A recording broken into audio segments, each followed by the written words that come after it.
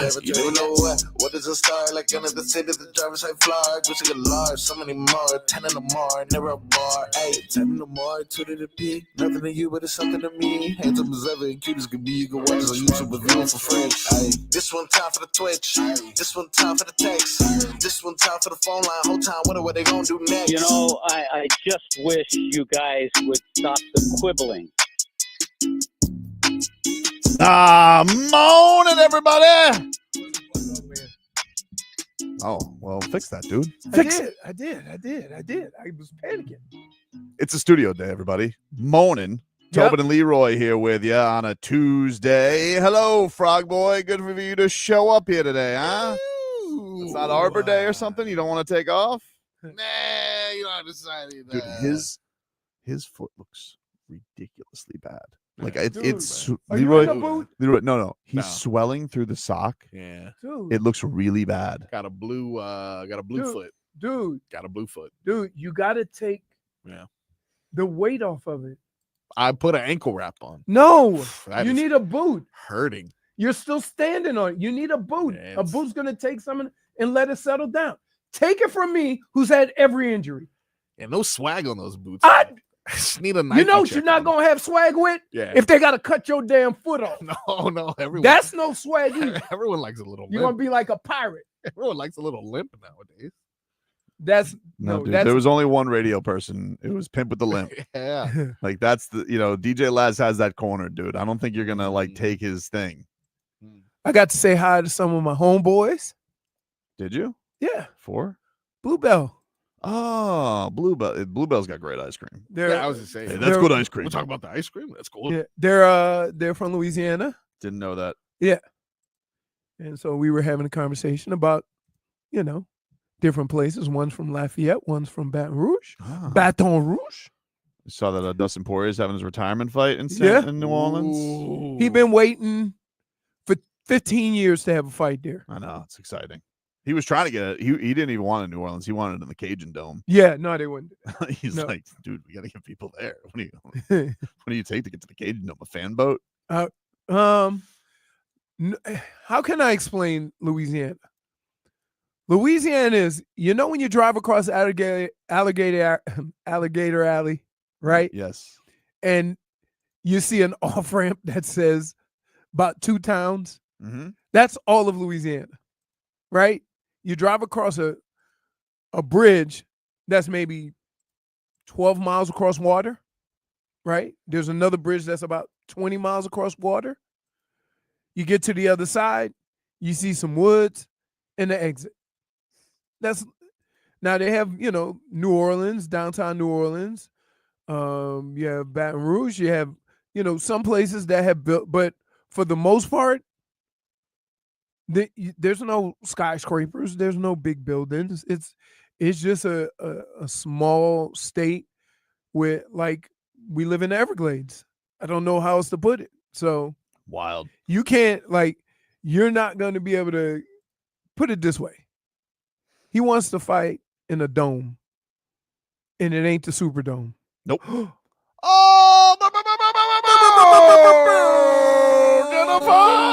Introducing. Wow, what happened? Pouring. Oh, it is. It was a lot of traffic this morning. There was a lot of traffic. this And morning. It sent me off on a venture today to get here to Oh. work. I almost had some road rage. It said Glades, not for us today. Not for us today.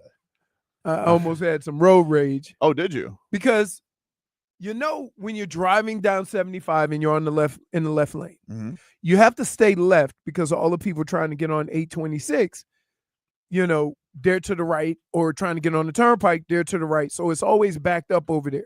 But I'm going straight through to the Gratney. Mm-hmm. So I'm in the left lane. What people do is they get in the far left lane, which is the exit from the express lane, and try to go all the way up. So you have those people, you have the people getting off the actual express lane, and so it gets backed up because the people tried to get over because they see an open lane. And some guy went to get in front of me, and they don't ask, they just kind of put their nose in. And I was like, absolutely not. I saw you back there. You jumped into the fast lane. That ain't your lane. So I kept going. Mm-hmm. So he honked at me and gave me the finger. Because you wouldn't let him go. Yeah. Did he eventually get in behind you? Yeah. Seems like you really saved him. He got in right behind me, and then like I slow rolled it. Just as petty. Petty. You're a child. Right. So then he's like honking his horn at me. So I put my car in park. Leroy, are you serious? Yeah. Why do you do that? You're gonna cause an accident one You- day. I'm not gonna call an accident. You put your car in I was park? about to get out. Oh, I was about to get out. You got Leroy. all them fingers you want to you got all them fingers you want to throw at me in the car? Throw it to my face. What if they go to for your thumbs? What happens Huh? then? What happens then when you get? He when ain't you gonna go get through- that close. Hmm. It's gonna be 1-2 taco salad. Two things you don't like. Former quote, NFL unquote. running Yeah. back Leroy Horn Very mature. knocks out Hey! 73-year-old. Oh no, he was After putting 73. his He car was on 73. Like So the old aren't very good at driving. but no, they do that to try to get, I know, but like you saved him. Like your sense of Leroy, honor. Like listen what? To the 305 Florida man. It helped. What did he say? He said people have guns. Be careful. He is right about that. Careful. And guess what? I've never Please. touched a gun. I know. So that would Which be a is why terrible you way to shouldn't go be it out. doing would be a this. terrible way to go It out. would be a terrible way to go out. Headlines are brought to you by Doral Kia. Doral Kia, choose from over 500 new Kia models in inventory at the Sportage Sorrento. And tell you right, remember, when it comes to Kia, the great deals are at Doral Kia. We're going to talk to the Hockey Hornet coming up later this hour. Woo! Hockey David- Hornet. David Dwork from the Hockey News What will a stop by. slow, crappy start. Yeah, it was a bad start for the Cat. I mean, it was like you didn't even Just- recognize him, right? It was weird. They were like Terrible You first know what period. it felt like? They had a hangover. A little bit. It felt like, and Toronto went into the game, and they were like, they've been kicking our butts and being physical for the last 2 years, right? If we're gonna win, we're gonna have to be quick, fast, physical, and get after it. I thought they were still going to win when they went up. So- when they made it 4-3, I was like, "Oh, Cats are winning this thing." I thought they were, and then Niko Mikkola, because he's a polar bear on skates, you can't control him. Oh my God! Cats couldn't stay out of the box last night. It was the craziest. I'm like, Hook, what? Holding on to the stick? You're not near the puck. Let it go. Niko, you're too big to get away with the tactics of hitting somebody upside the head next to a bench. And then the worst part is the skate of shame. When they take that They skate gotta to take the it- box, They escort you. yeah, they escort you, and you're like, I'm sorry, guys. Well, I mean, like, this is the guy who's like, still unfilthy, just like we like it. And I'm like, well, what am I supposed to do? I'm supposed to get mad at that guy? This is No, he's 2-minute filthy. That's his new nickname. 2-minute filthy. Yeah, it was 2-1 filthy. That's how we like it, and tight game what we expected, and it was good to play against Eastern team, and like it was.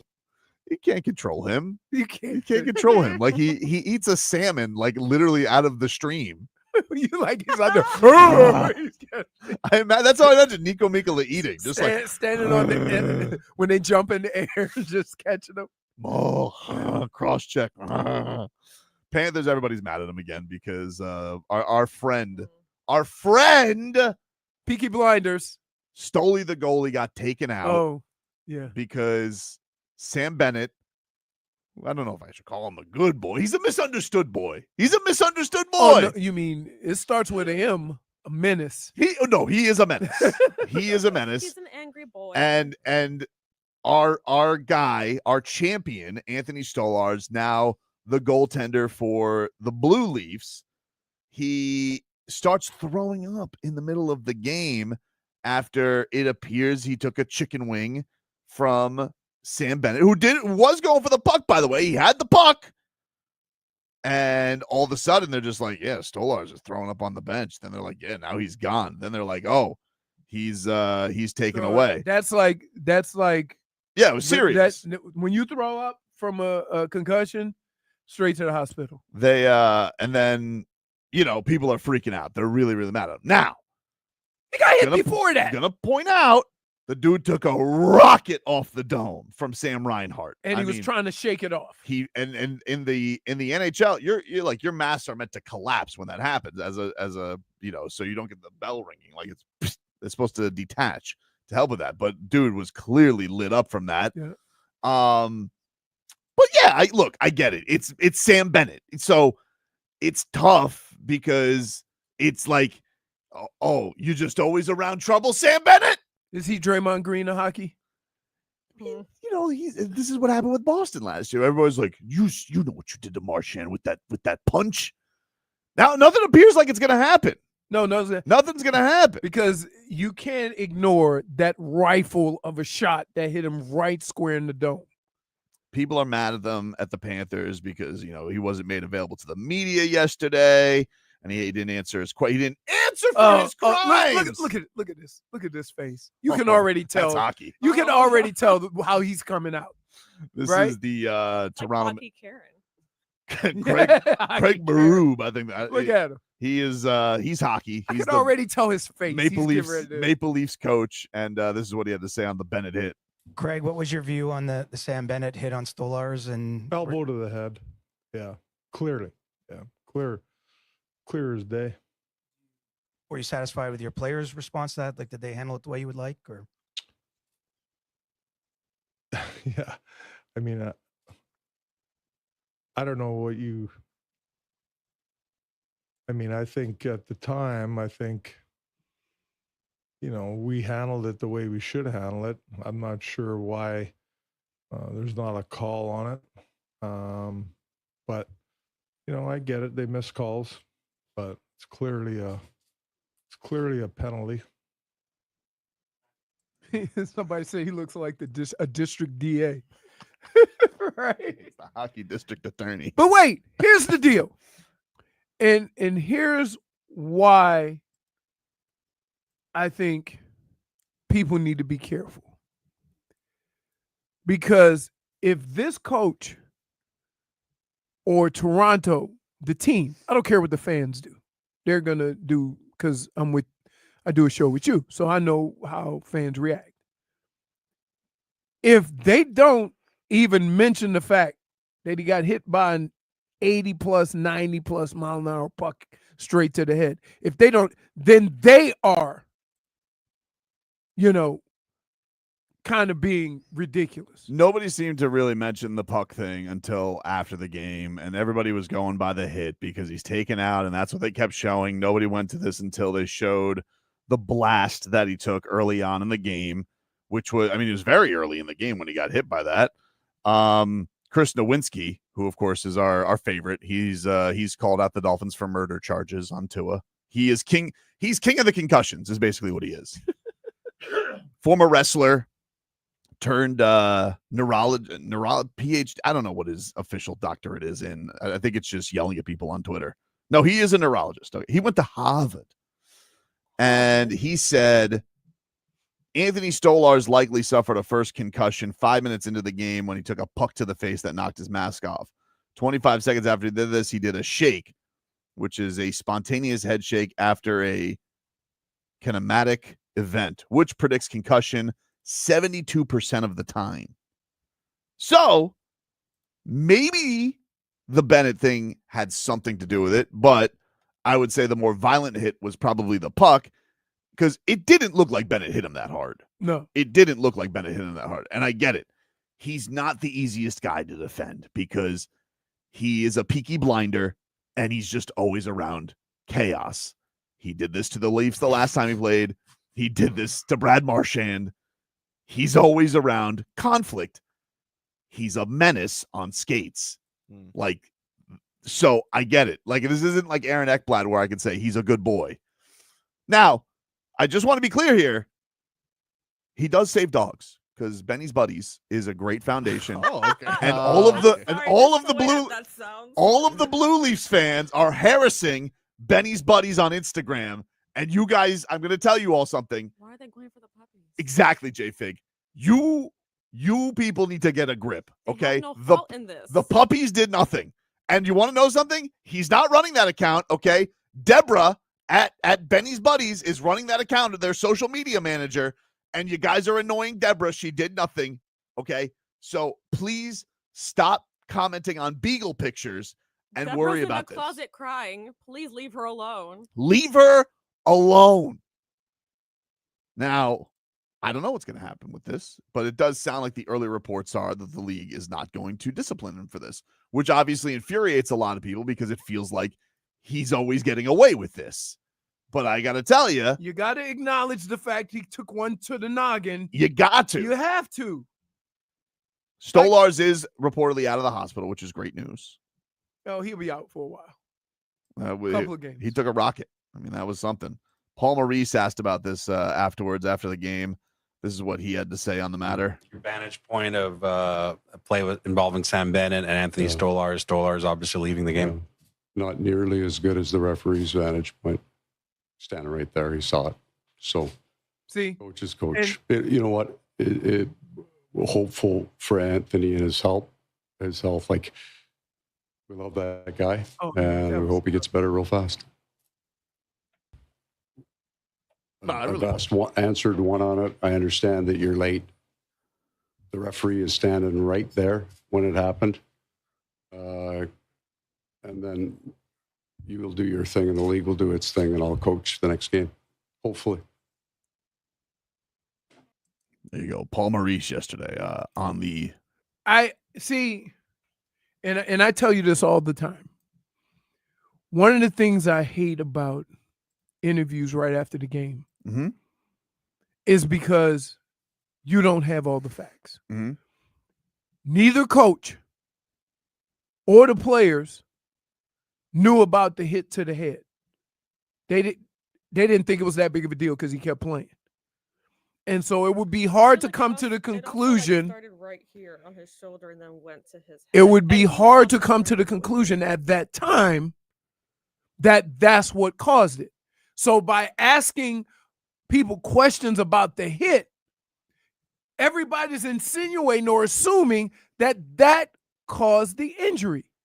But like, is there any shot? Like, people are going to look at this and say, because I'm not, obviously we all have eyes. He was hit in the back of the head by Sam Bennett. It wasn't even on the back. It was kind of on the side. Whatever. I mean, like, you get hit. It started off like right here off the shoulder. Okay, but we're not neurologists. Like, he could still get hurt by getting hit on the back of the neck or the side of his head. Sure. So like, I'm not like, he very clearly got hit in the dome early, but what can happen is you can take a hit in a game. This can happen in football too.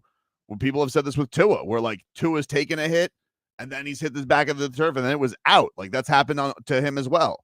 Like, you could take multiple hits and that's going to make it worse because your brain's in a more vulnerable spot. The thing is like, do I really think that Sam Bennett meant to hurt his former teammate, like the dirty hit? Like, it looked pretty incidental. He was going for the puck. It was definitely accidental because you can see how he's trying to avoid his head at one point. Obviously, you can't because of the speed, but I just can't. It didn't look malicious at all. I don't know. It's the guy, and that's the thing that makes it tough. We'll talk to David Dwork about it. Obviously, this is going to be the big thing we're monitoring. You think anybody's going to come out and make that point that, hey, he might have got hurt earlier in the game? I'm sure now. Or they're going to just keep making it a Sam Bennett thing.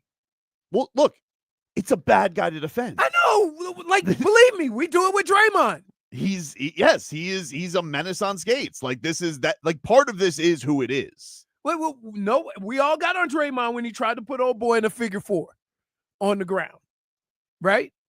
So yeah, was it Dylan Brooks that he tried to? That he got into it with? No, it wasn't Dylan Brooks. Into it with everybody. Huh? Gets into it with everybody. Right. Can't keep track. I'm just saying. Paul Maurice will speak to the media today at 11 a.m. We'll take a break. More to come here on the show. Back after this.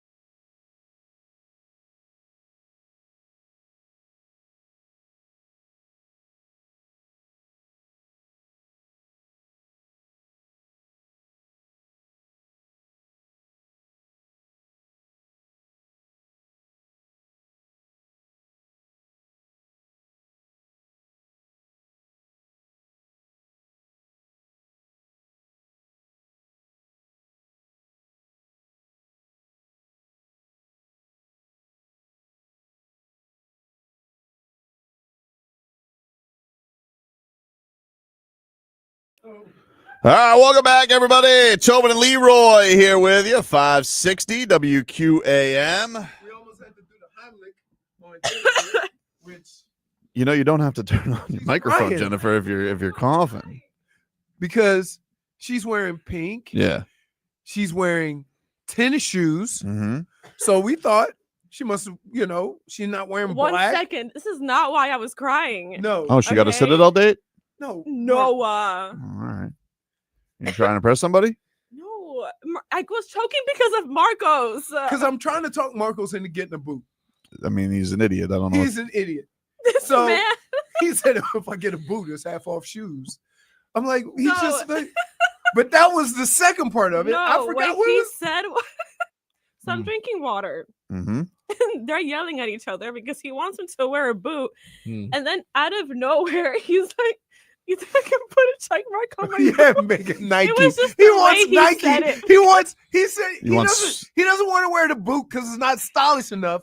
Like, okay, dude, you don't dress like you're going to the Met Gala. Yeah, I don't right? mean to be rude here, Frog Boy, because you know I love you, and I'm no fashionista, but You ain't.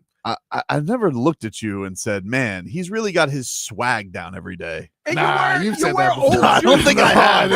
No, I think I've heard you say that. You wear shirts that look like you stole them from motels. Oh, no. Hey, Like they Wait, should be what motel are you going like to they should be now? they should his shirts look like they should be the drapes of motels. hey, by the way, can you please put the boot on? Like, if you would have had the boot, you would have feel 1,000 times better already. I feel He's great, got baby. he's got the jaws of life with this wrap around his ankle. That hurt. And he wonders why my calf is swollen and my toes are black and blue. Because the wrap is choking you. Are the web parts of your web feet swollen? No, those are good. Those are You sure? actually, those are the only things that are good. But your foot is blue. Yeah, both sides of the ankle. Kind of had him looking like this. Blue-footed booby. You had that ready on deck, okay? What is wrong? Wait, but my favorite is how he worked your ass to get you to the blue. It He's was like, a setup. so yeah. He set up He the loves a jab. good But no, what he is doing is ridiculous. She starts coughing. Also, by the way, no one tried to help me at Well, all. They're just because continuing can I just say talking. why? Can't do anything. No, because No, they thought I was just laughing. no, and I'm here we wanted to choking. give her the Heimlich, but we thought it might be an HR situation if somebody walked by. All right.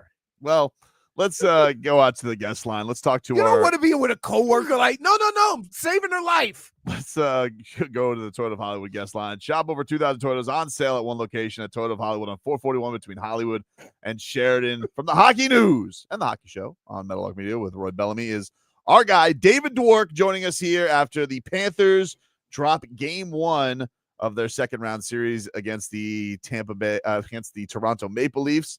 David, how are you? I'm doing well.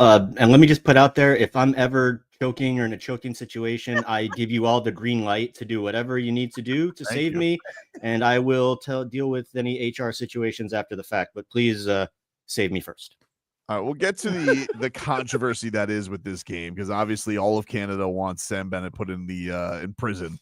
But let's start off with the game, and that was, man, just a very uncharacteristic, sluggish, slow, sloppy start from the Panthers. What the hell was that yesterday, man?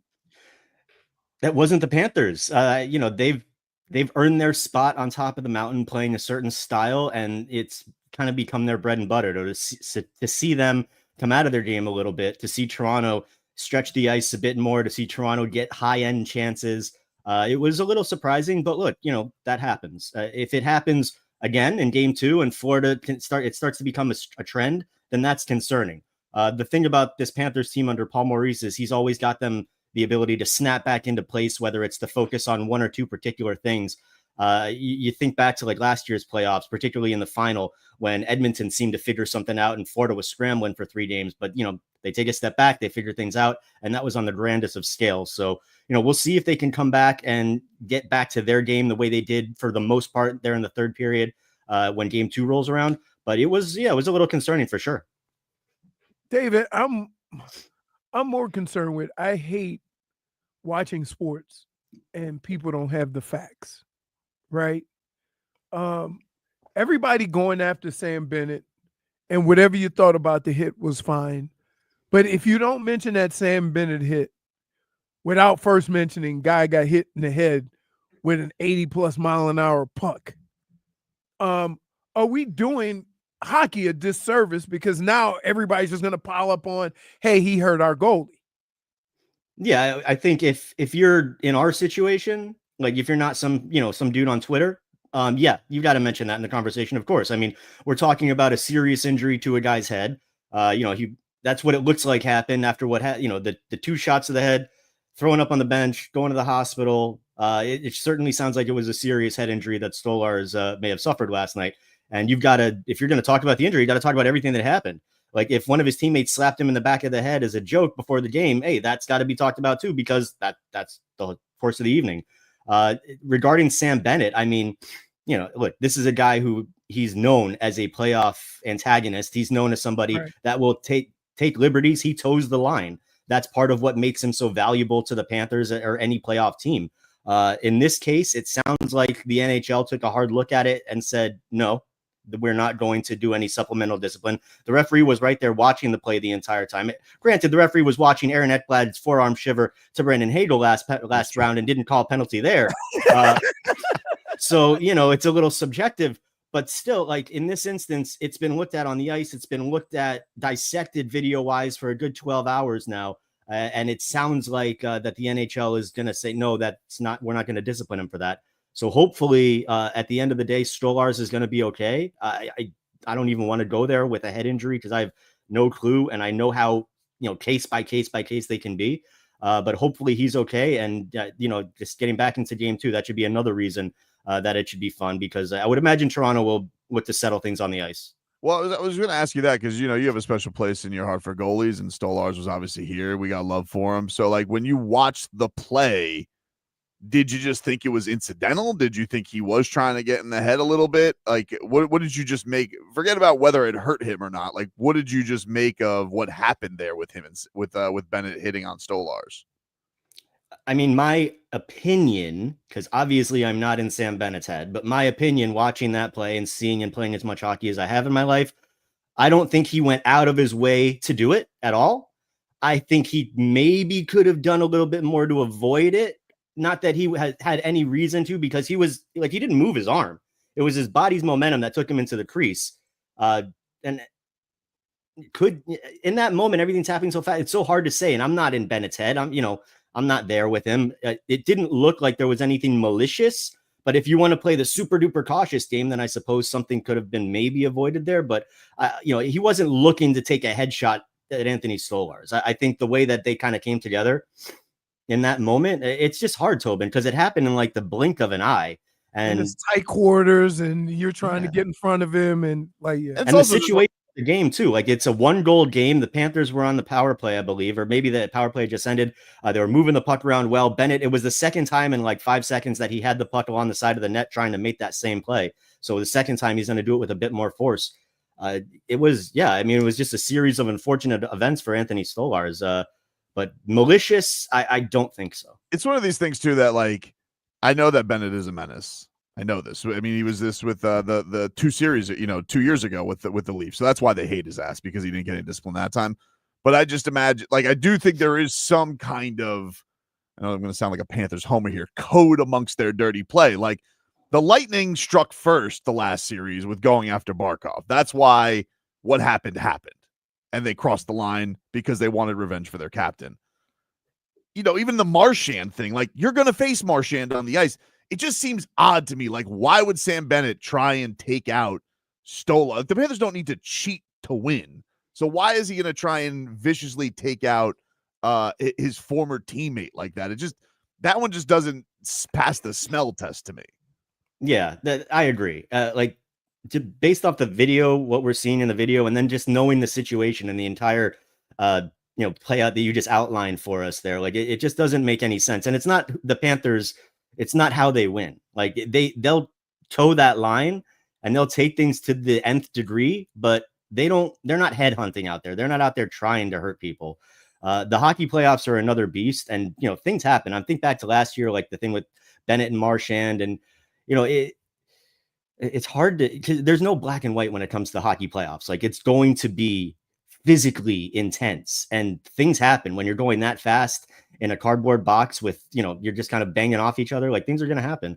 I don't want to sound like I'm just like, casting it aside what happened last night, but it's just, things happen in hockey. And in that case, I don't think there was any intent to hurt someone. So I don't think, obviously he's going to get a lot of attention paid to it, but to harp on Bennett and the hit itself, I think that's maybe, being a bit biased, which, it's the playoffs. Everybody's allowed to be biased, but I think the league is what sounds like they're handling it well, in my opinion.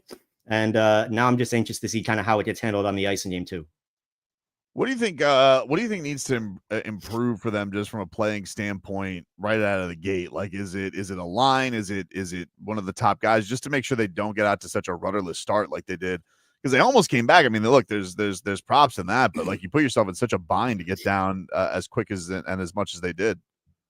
Yeah, it was tough in game 1 because like the first 5 minutes, they weren't playing poorly in terms of their style. They gave up the funky goal to Nylander on the first shift from a sharp angle. Bob was screened. He probably should have been sealing the post and the ice a bit more, but they never let something unfortunate happening at the beginning of the game never impacts this Panthers team. They just go back to work. They put their heads down. They do their thing, and usually it comes out okay for them at the end.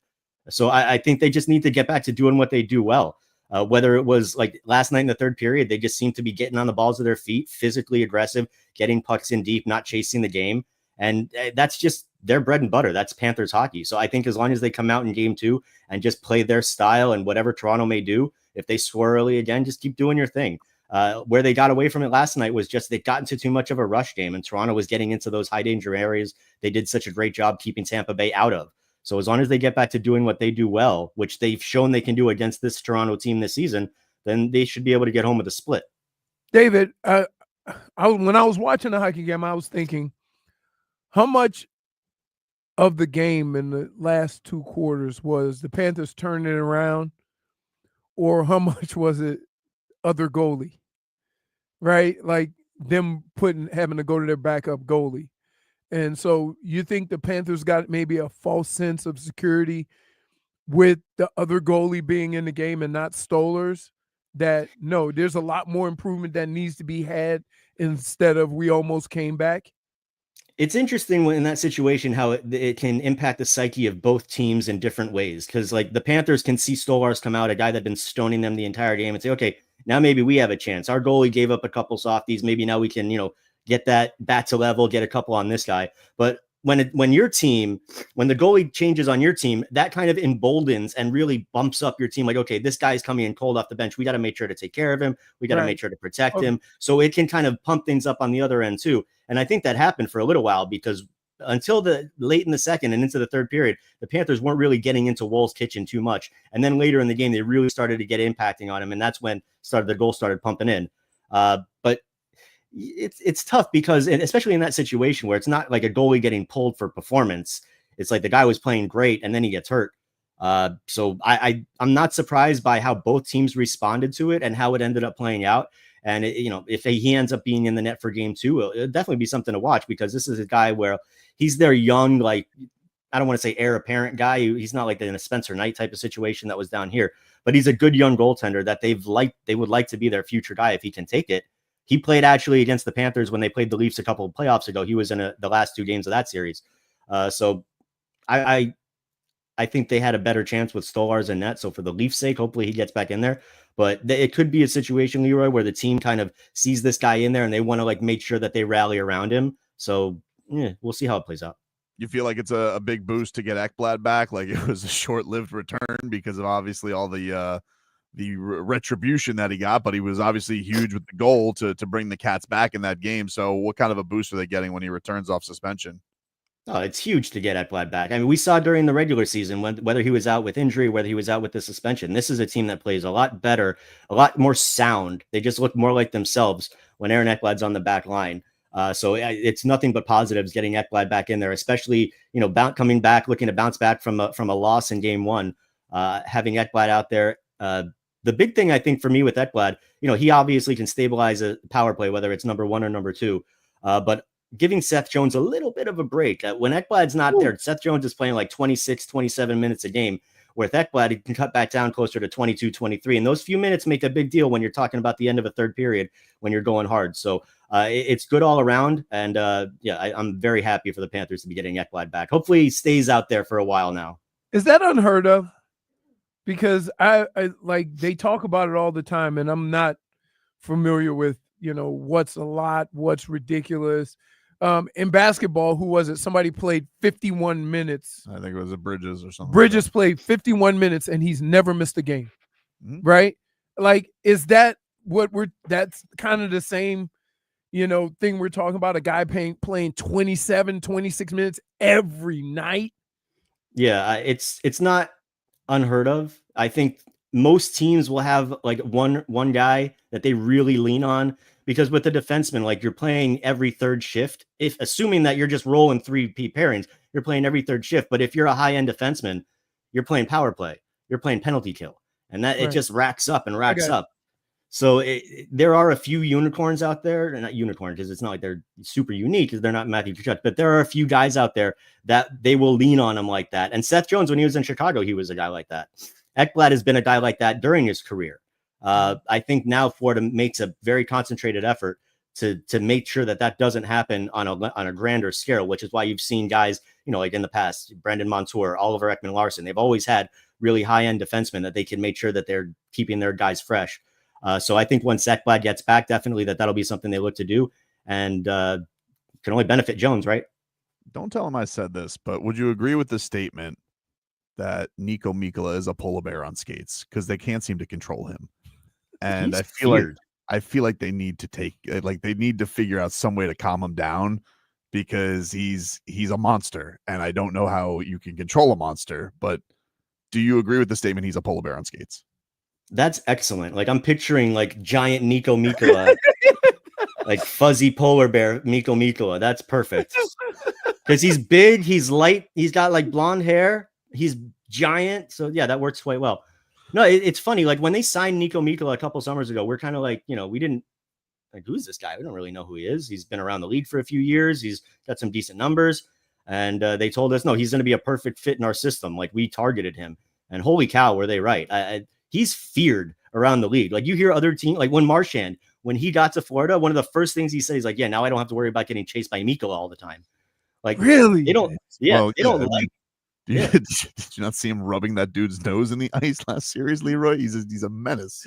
He should have a little calm down in the third period, though. Like that wasn't the time, Nico, yesterday.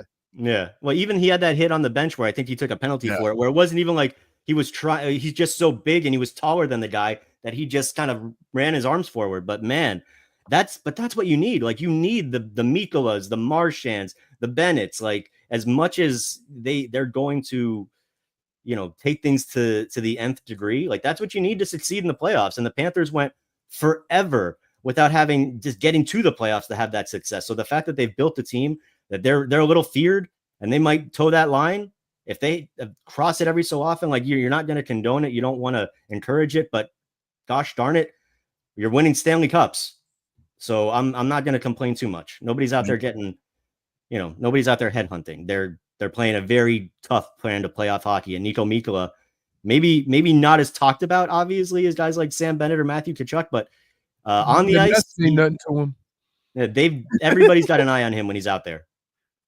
Yeah, it was 2-1 filthy. That's how we like it, and it's just a menace. 2-1 filthy. All right, buddy. Thanks for stopping by. I appreciate you. Go check out David Dwork's work during the playoffs on the Hockey News and the Hockey Show, Meadowlark Media with Roy Bellamy. They do a great job. I saw you guys looking dapper for the gentleman's sweep on your latest episode. So we appreciate you, buddy. Thank you for stopping by. Thanks, Dave. Oh, always a pleasure, man. Good to see you guys. Bye, Hockey Hornet. There's the Hockey Hornet. Marcos. Part of our road to repeat, brought to us by our friends over at Celsius. Hockey fans, don't sit this one out. When it's game time, make Celsius a party play and get that energy up. Game day is fueled by Celsius Essential Energy Drinks, the official energy drink of your Florida Panthers. Take a long break. Back after this.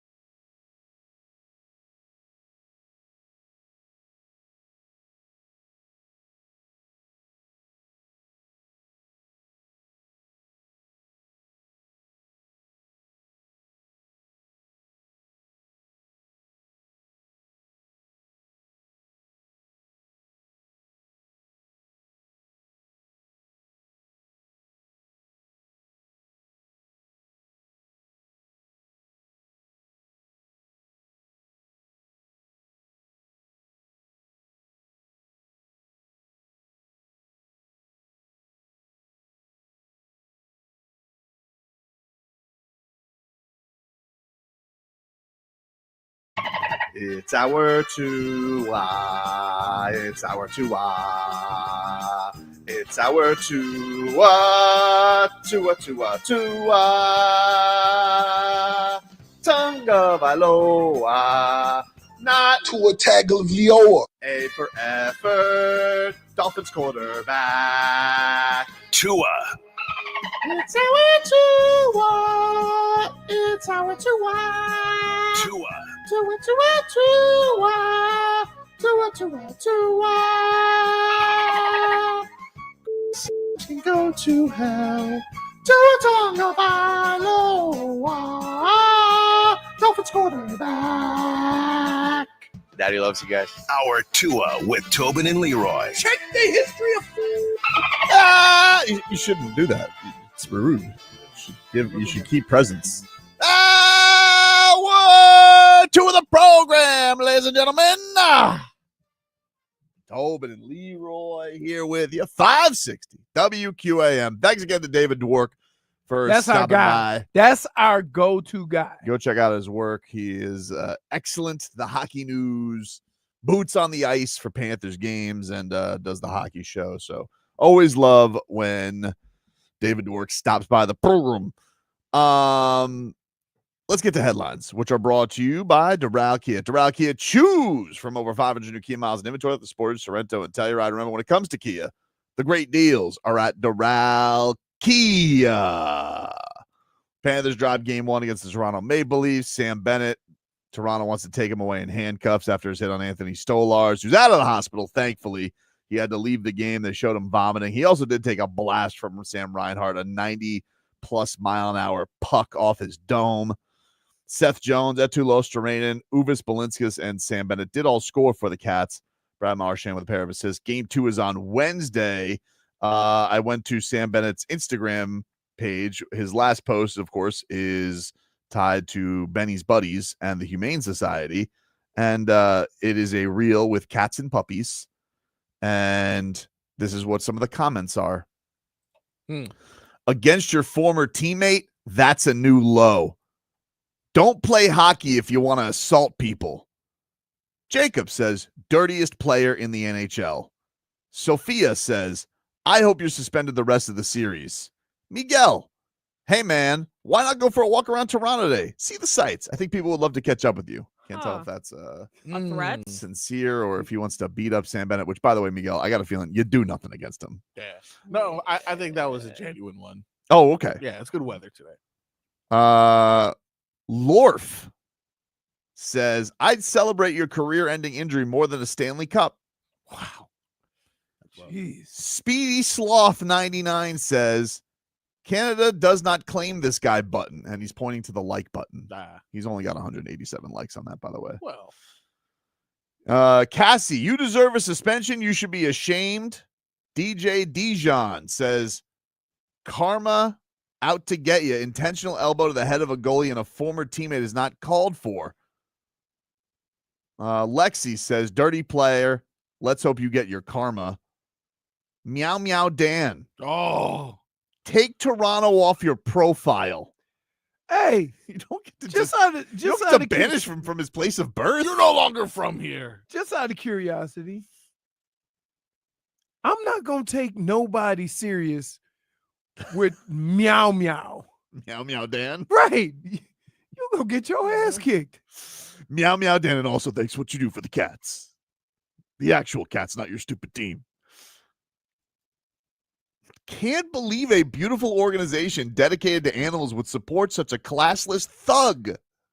It's his organization. He's donated a lot of money. Benny's Buddies. How could you be so mean on something called that? Matthew says, get Toronto off your profile. No one in this city respects you after tonight. What? One guy just goes with the clown emoji. Didn't they love this guy during the Four Nation face-off? He's definitely one of the guys that you love if he's on your team, and if he's not, you hate him. You hate him. One guy says, hope you don't elbow. Jesus Christ. Hope you don't elbow these poor animals. They should put you in a kennel. Smoky trousers just gives him the middle finger emoji. Smoky trousers. Yeah, I'm not taking you serious.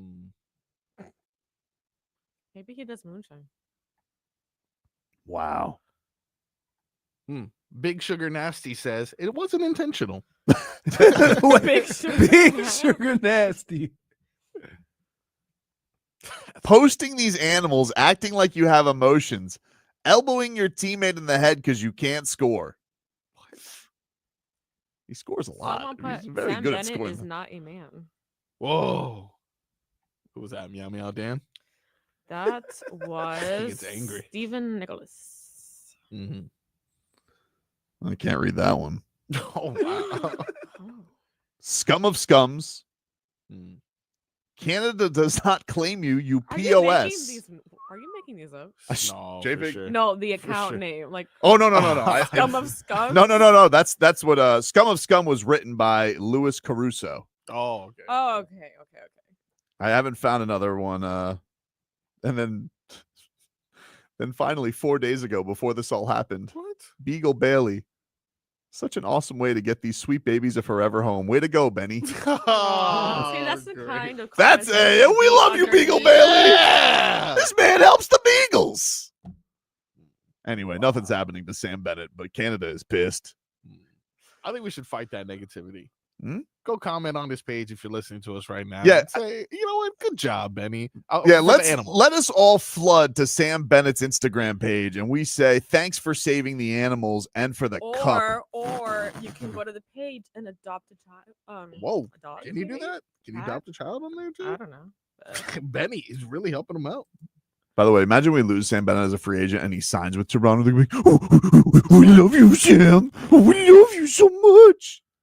Anyway, NBA playoffs. Kind of a crazy night last night. The Knicks, they erased a 20-point deficit and beat the Celtics 108-105.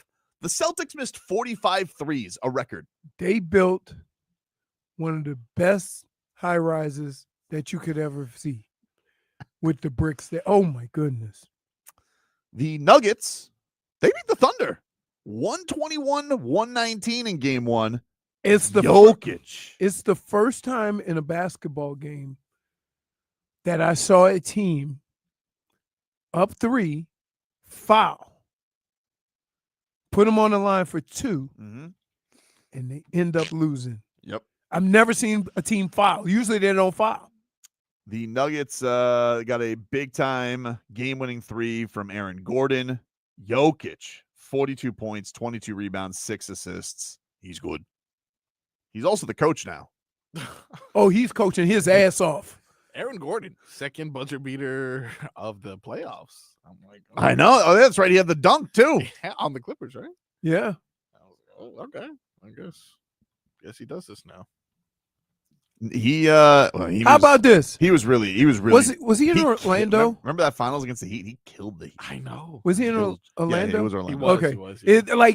When you think about it, you can't even think about the team he played with before, right? Yeah, he was. It's hard, right? He was in Orlando, but yeah, he killed the Heat in that finals, and he killed Jimmy Butler. Jimmy Butler does not play well against Aaron Gordon. Nope. Speaking of, I believe they're back in action tonight. Can I just say something, dude? Sure, man. You know how it's like, no pressure against him, but enough of JJ Redick. Enough of this Buddy Hield Jimmy Butler bromance. You sick of it?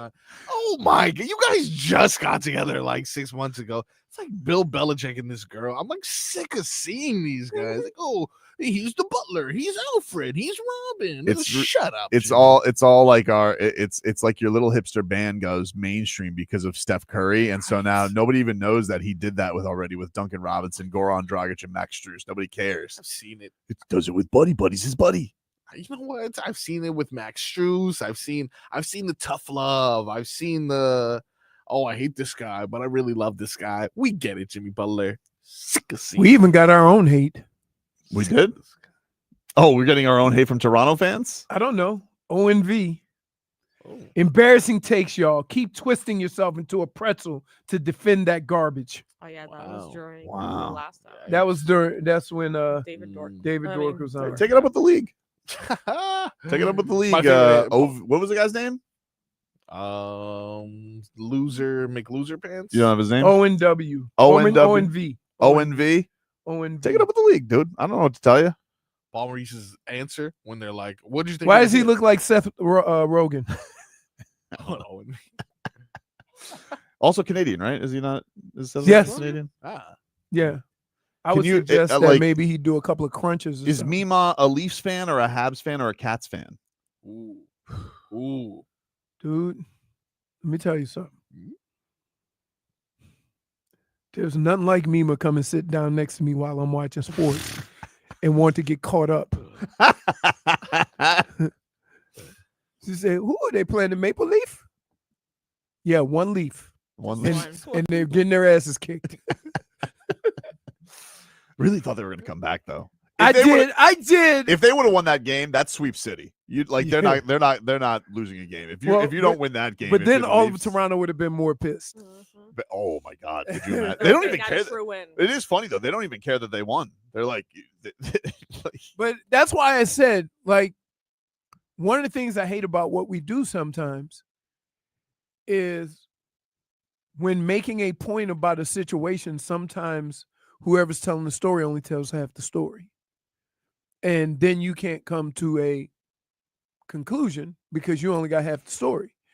We don't know how much that hit affected Stolarz, but we do know an 80+ mile an hour puck to the head and him trying to shake it off like a dog may have had some effect. Yeah, like what if the safety board reached out to Stolarz and they're like, "Hey, like how are you feeling?" And he goes, "I'm gonna tell you, my head was ringing from the time that first period puck hit me Right. in the And dome." here's where the other problem is when you go to these guys right after the game, even their coach, he doesn't know that. No, because he's in the hospital. He doesn't Right. know. He doesn't know what happened. So, like, and when you see the coach respond like that, you see the players, then the fans, and nobody has the truth. What the hell does that gotta feel like? What? When you just take a puck that fast to your head. I've taken a 250 pound linebacker running really fast. How'd that feel? Do you remember? Well, let's put it this way. When I looked up, I felt like I was at the Met Gala because it looked like everybody was taking my picture. So I saw that. Then the trainer come over. The trainer goes, Freddie, he goes, hey, they ask you basic questions. We didn't have all these tests now. It was the old 4-finger deal, and they ask you a couple of questions. What quarter is it? What down was it? Do you know who hit you? And when he said that, I said, Freddie, if I'd have known who hit me, I would have got the hell out of his way. Right? He's all right. I said, no, I'm not. So, yeah, times have changed. I would say I would look at the situation differently if somebody responded after having all the facts. But the fact of the matter is, fans don't need all the facts. They're going to come to their own conclusion. But the coach knows. And if the coach would have came up and said, look, I thought it was on purpose, but I don't know if that causes injury because he got hit pretty hard earlier in the game. If he would have said that, I'm fine. The hockey DA? Right. I'm fine because at least he put all of the facts out there. No, but like, look, let's be honest about it. Like, right after the game, nobody knows. But here's the truth about it. Like, if he can get Sam Bennett off the ice, like he's gonna whine about it. Like, it didn't work, but if he can have a press conference, he's gonna be like, sure, get Sam Bennett suspended. Sure. And what I would say to Toronto, and I'm gonna say this as kindly as I can. Been married a long time to a Canadian. My mother-in-law is Canadian. She's so Canadian, sometimes I can't understand a damn word she's saying. But I'm going to say this. You're barking down the wrong tree by thinking you're going to get the Panthers. Because, You bark up the tree. See? I do a show with Jackass. No, that's not what you do. That's how you. Okay, barking up the wrong tree. All right. But I'm gonna say this: y'all don't play the kind of hockey that the Panthers play, and the last thing you want is the Panthers pissed off about something. So don't do that. Otherwise, you're gonna it's not gonna be pretty. You're not that tough. 305 Florida man says Leroy has the dog in the tree barking down at the raccoon. Oh.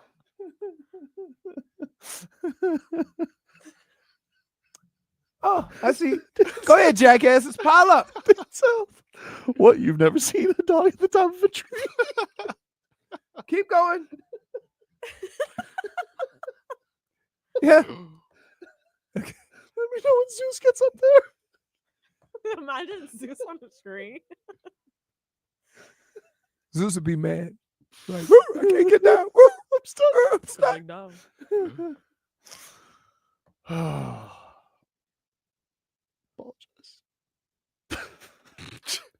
See? Are you asking him to apologize I or you said I apologize? apologize. No, you don't.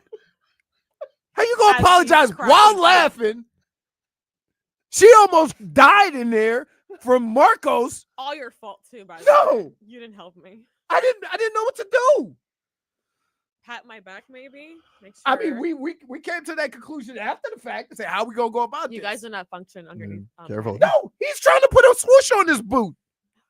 That's what he wants. He wants to bedazzle his boot. Get the damn boot. It comes in gray and black. There's no other colors. There's no style. Yeah, but I'm beating No science. check marks. You're not beating science. Oh, Your I'm whole beating cap science. is black and blue. You look That ain't terrible. beating science. No, I'm You beating know Science what? is science. beating you, by the way. Yeah. If you keep going this route, you won't have to worry about feeling your foot because it'll be gone. I think you're supposed to also you should put on some sneakers or something. And you like should you're- elevate. I can't wear Sneakers. sneakers. You should be elevated. Do you need arch underneath? I that? think by the Because end No, he's it just should be flat. elevated so you can get the blood out of there. You want to borrow Because my shoes? the black and blue, Yeah. the black and blue is where the blood is pooling. So you need to create circulation with ice and then elevation. The blood will flow back towards your heart. That's how you heal it. Maybe he just wants his foot to match. I'm running a 40 on Friday. Let's go. I'm beating science. Dude, Yeah. Take a break. if you had a healthy foot, you wasn't running a 40 on Friday. Stop lying. You just got shamed. Take a break. Back I after ain't this. shaming.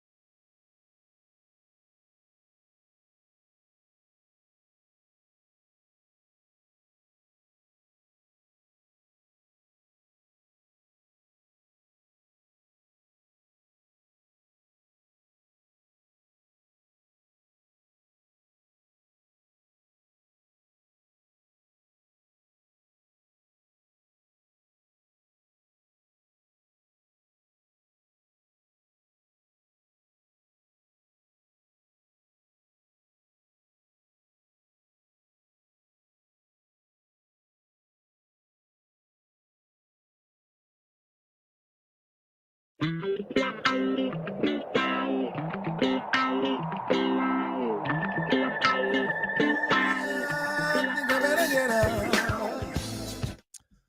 back, you rascals. Tobin and Leroy streaming live on the Odyssey app, AUDACY. Please go download that today. It's free in your app store.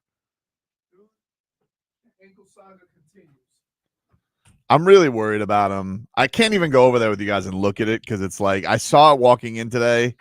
No. And I was like, dude, I can't co-sign this. You're walking with your blue foot. I've told him everything I told him to do is exactly what they told him at the doctor's office. I said, did you ice? He said, no, I couldn't. I said, did you elevate it? No, because my wife made me go to the store for rice and beer. Believe her. I can't believe her. In the rain. What kind of beer? Modelo. Pretty good. Which one? Which one, Cinco de though? Mayo. Nobody does this. One. Nobody hates Modelo. Yeah, no, I didn't get the dark one. It was just a normal. Is she Mexican? No, it's just Cinco de Cinco de Mayo Mayo, dude. yesterday. You know, Yeah. you have a little something, you know, a little taco here. I walked him to his car the other day. She did. Stole My Fonz's girlfriend is a vegetarian. Boo. That's so random. I mock her. Boo. Well, because when he's talking about Modelo and Cinco de Mayo, and I'm thinking, yeah, they had tacos yesterday. My wife got one of those delivery meal things, and one of the options was steak tacos. And she goes, it has two options: tortilla or leaf wrap. Oh no! And so, no! Hey, no! Let me tell you, she got leaf wrap, and you almost lost your mind. And I was like, I looked at her and I said, better not see no leaf. Do I look like a koala?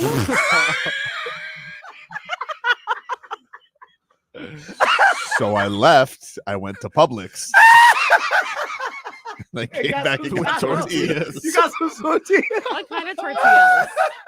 Flour, corn, Run of the mill. Corn? Is whatever the soft ones are. Hey, Oh, question. flour. I saw something yesterday I've never seen because I'm not a big taco guy, right? I'd rather the soft tacos than the crunchy ones because I don't want to make a mess, But like right? corn But or flour? so here's, I don't know what the ones she eats because they're vegan, so they don't. But she puts them on a thing and heats them up. I never saw that. Heat up the shells. She goes, everybody heats the shells. Hard shells? Yeah. No. Right. I thought I was being crazy when she said everybody heats the shell. I don't know, I've got to like restaurants where like the soft ones are heated, but yeah. Yeah, Here, that's the weird. soft ones come in the little brown Little thing. tin, yeah. Yeah. There's some places they'll do you get like there's a conveyor belt while the tortillas come out. I was like, oh, I like that. Yeah, it's good. Dude, It's a place called Can- Rosalita's. can I on just Boynton tell Beach. you, a conveyor belt with food of any type, Tobin is excited. He says, I don't even have to move. All right, so we got this. So Tyreek Hill, he made a list of quarterbacks on his Snapchat, and He loves social media. he does love social media. But Tyreek Hill, he made his list, and this one seemed to be missing a certain name. Not that it was a bad list because the quarterbacks that he picked were fair, but noticeably absent was one of his own. Said, could I rank my top 5 quarterbacks? Lamar, Josh, Pat, obviously. No, this is no order, by the way. Baker Mayfield. And Joe Shiesty, too. Joe Burrow. Hold on. Hold on. No. What? Tyreek, as much as I love you, brother, you do your thing. I love how you get on the Instagram and do all the stuff on social media and go back and forth with your fans. You lost all credibility. I'm a Baker Mayfield fan. You've heard me say number of good things about Baker Mayfield. Baker Mayfield is not a top 5 quarterback in the league. You lose all credibility. You get 0 points. Good night.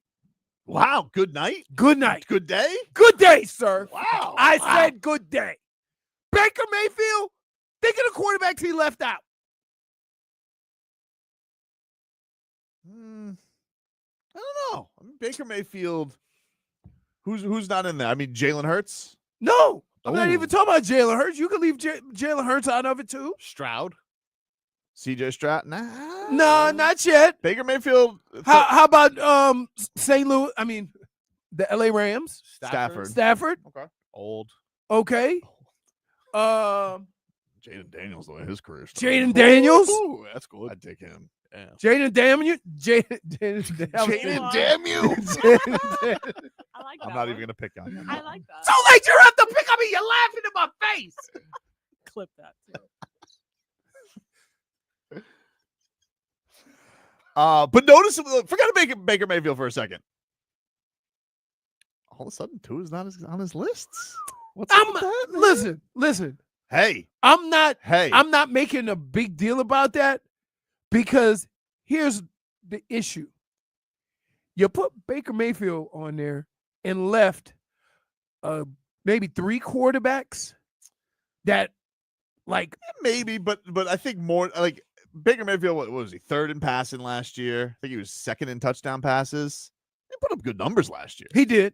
He did. Well, no, I've never said Baker was a bad quarterback. I said the Browns kind of. Whatever happened to Tua's the most accurate quarterback I've ever been with. Tua's He had a my down guy. year. I get it, but he's usually Maybe he's basing that. Numero- Maybe he's basing that off of last year. look. It's not a terrible list, But Baker I still would Mayfield- say, why don't you have Matthew Stafford? Okay. Or if that's the case, who had one of the top 5 seasons last year was Sam Darnold. Sam Darnold did have a good year, Right. Fine, So but if we're only going by last year, he's keeping his guy out though. All of a sudden, whatever happened to strike up the band? Tua's back. I'm not gonna make a big deal about that, right? Maybe, but at the same time, he's been the guy that pumps Tua up. Yup. So right, Frog yeah. Boy. But I don't think it's that.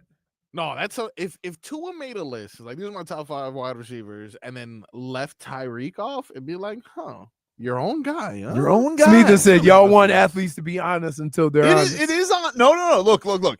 That's the thing, Schmeathan. It's not that, and that's why it's like, yeah, I guess it's an accurate list. But didn't Micah Parsons do this and he left Dak Prescott off? I think it was Micah Parsons. Yes, it was. Maybe it was CeeDee Lamb. I don't remember which one. Maybe it was CeeDee Lamb on Micah Parsons' podcast. Oh, true. But they left Dak Prescott off. It's like, yeah, it's honest, but that's not what Dak Tyreek. Prescott was hurt as hell.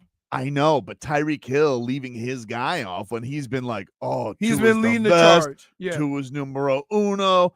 This guy was talking up Tua before when Tua was damaged goods, basically. So now Tua needs to come out with a top wide receiver list. And just put Jalen Waddle on it. Yeah. Jalen Waddle, Jonnu Smith, Malik Washington. That'll make headlines. Wait, that's just on the Dolphins. I'm talking about the league. That's how you do. No, but Cam Ward did that. Remember when Cam Ward was like going to get drafted by the Titans? He goes, "Oink, Calvin Ridley." Oink. I like that. I like when players, like pump up their own guys. Like I think it's a nice thing to do. You're right. It's what Schmeathan says is right. It's honest. It's fine. Tua is not a. If you don't think Tua has ever been a top 5 quarterback, he's certainly not a top 5 quarterback right now off of that year where he gets hurt. Right. Of course. That's what I'm saying. Of course. That's what I'm saying. That's why I tried But to defend. still- I tried to defend him. But still, it could be a little because look, hey, this guy, I know it was emotional, Leroy. I know, right? I know it was emotional, but this guy didn't say you wanted out of here. I would He did also say say that. How does he not have McDaniels on that list? Or Jaden Daniels, sorry. Because that dude was awesome. Also, like I know Baker. Tyreek says the truth and people get mad. I don't. Nobody's It's not really. mad. It's not really mad. It's just confusing. It's like because he's been the biggest. He's been the biggest cheerleader for Tua, and now all of a sudden, rats off his ship. Maybe that's because it affected his numbers. Peter's saying they clipped out the previous 10 seconds where he said he was not including Tua in the conversation. I went to his Snapchat. I went to his whoa. I went to his Snapchat. I didn't see any previous conversation because I saw the social media clip and I saw the story. I didn't see any disclaimer that he didn't include Tua. I've yet to see this disclaimer that has been out there. So I don't know. Any disclaimer that's out there for Tua. I think he just did a list and he left Tua off. Wow. I'm telling you. Yeah, I don't see that anywhere. You're pulling the No, dude, I swear to God. I went and It looked. sounds like you're Wait, pulling the how? Toronto Because you know Maple how they Leafs. disappear, like the stories disappear. How? It was still up there this morning. But like how many hours? Like was I it don't up? know. It was or- up there. It was It doesn't 2 say. hours ago. I looked at it before work. You got a Snapchat? What's that? You got a Snapchat for like Yeah. journalism purposes? I had it for Hassan Whiteside. Yeah. Red flag. Red flag. He is the only person using Snapchat. I'm like this. I'm like, who uses that anymore? Usually, you just Tyreek uses Snapchat. You're up to no good if you're on Snapchat. Is that what you're saying? That's how I feel. 100%. I feel like that's where you do your shoe deals. Yeah, that makes sense. That makes sense. Because then you want to ghost the guy after you sell him the fake shoes. I just think you're either horny or you're doing something. Well, bad listen, if we you're know on what time Snapchat. to go. I mean, you know. I don't see any stories saying that he had a previous thing, disclaimer like that commenter was saying, because he didn't say that, dude. He gave his list and Tua wasn't there. I mean, But he didn't. Somebody said. Ooh, one guy on Twitter. Where's the video of that? Nobody's got the other video of that? Okay. yeah, I What's also don't think this would be a story if he had that disclaimer.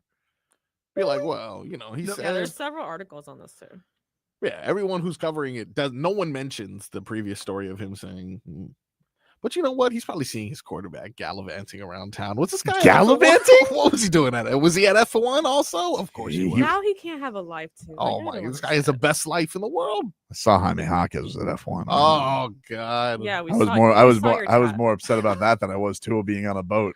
Because you want to know where Davion Mitchell was last night? Where's that? In the lab. In the lab, of course. In he the was. lab. That's where he was, dude. All right. He's good. He's about that life. He is about that life. Where's Bam? Bam in the lab. He's gonna become a Laker. I think he's in Vegas. I think the Aces season just started. Oh, No, they start next week. So Preseason. training camp. oh Preseason, yeah. I saw yeah. Caitlin Clark bullying some Brazilians. If anybody sees Oh, they Bam, beat the brakes off the Brazilians, right? They played a game at course Iowa they beat in her hometown intangibles. where she went to college. Brazilians aren't intangibles. No. No. I Caitlin wouldn't say Clark that. and the Iowa Hawkeyes are intangibles. No, she played with the Indiana Fever. Are the Indiana in Fever Iowa. intangibles? Yeah. I mean, Well, lady- they're better than Iowa, but Lady Hoosiers. 108 to 44 was the final score. What?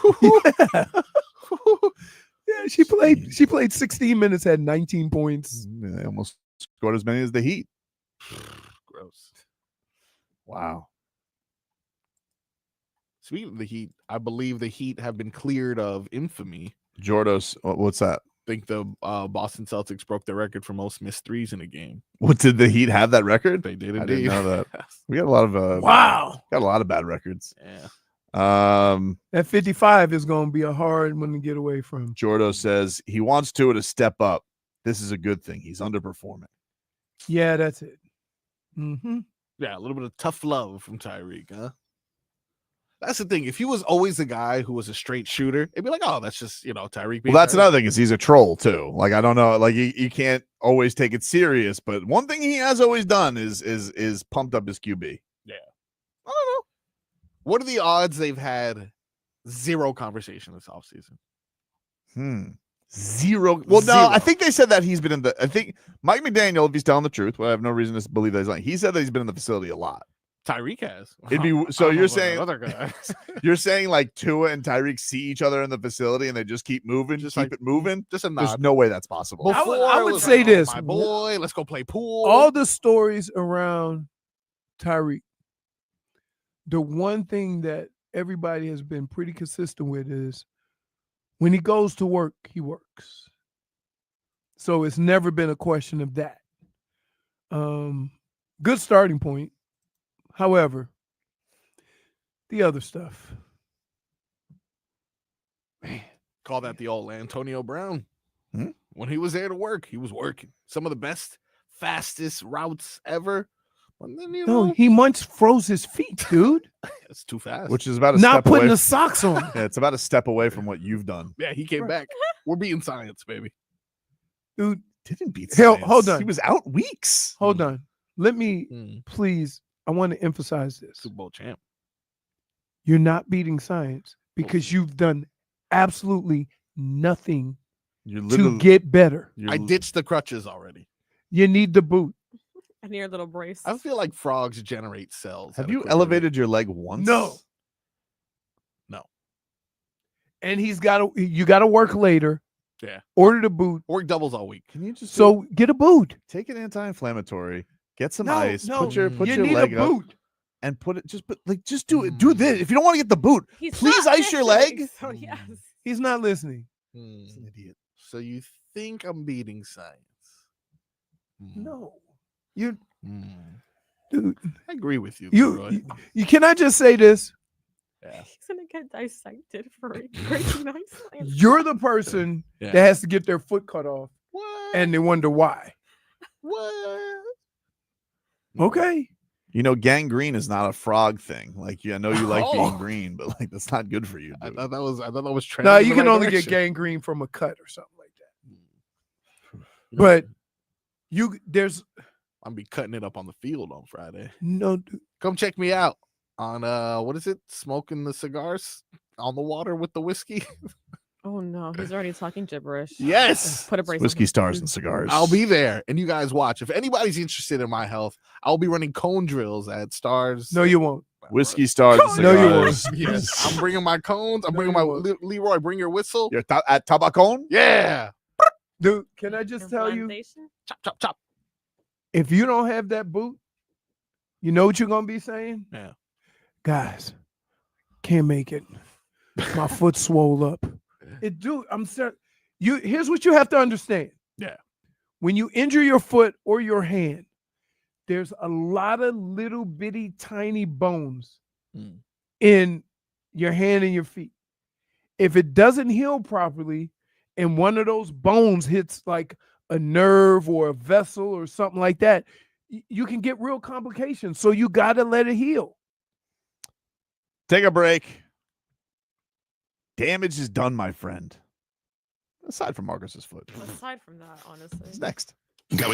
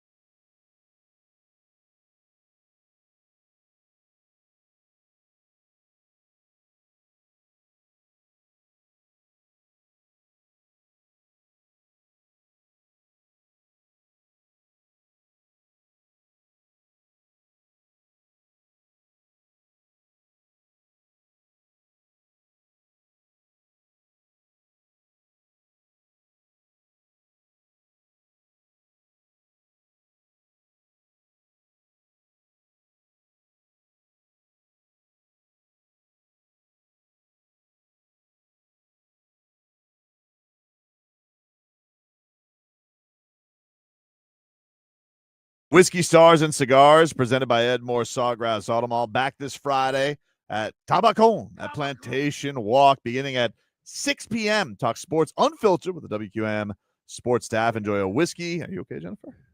Hey, Chris. No. Chris Atkins over at Edmore's. I need to come get my car taken care of. Oil change. This isn't Yeah. This isn't No, well, he can do it. Yeah. We're ad-libbing on the line. That's what they want, baby. Hey, they sponsor it. And so, yeah. So can can you, if I drop my car off, I need you to bring it to Tabacon and give it back to me. All right. Well, now she's right. Now it's like you're using it like an really answering wanna- machine. I really hope he answers. No registration is needed. You guys can just stop by Whiskey Stars and Cigars at Tabacon at Plantation Walk this Friday, starting at 6. It's free. Presented by Edmore Sawgrass Automall, your 2024 dealer of the year. 22 acres of new and pre-owned Chevys, Cadillacs, and Buicks. Visit them online at edmoresawgrass.com. Must be 21 or over to attend. Let's get to our favorite Tuesday game. The damage is done, my friend.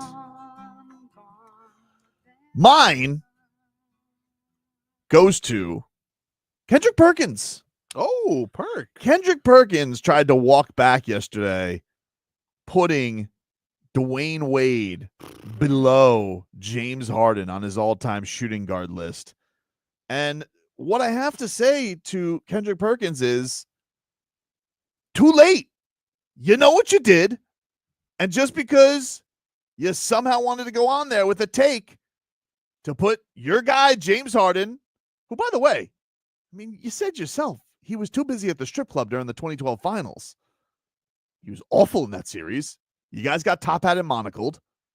Dwayne Wade's got one of his best dunks ever right on your head, Kendrick Perkins. Remember that one? The spinning one? Yeah, that was good. So good. So, I'm sorry, Perk.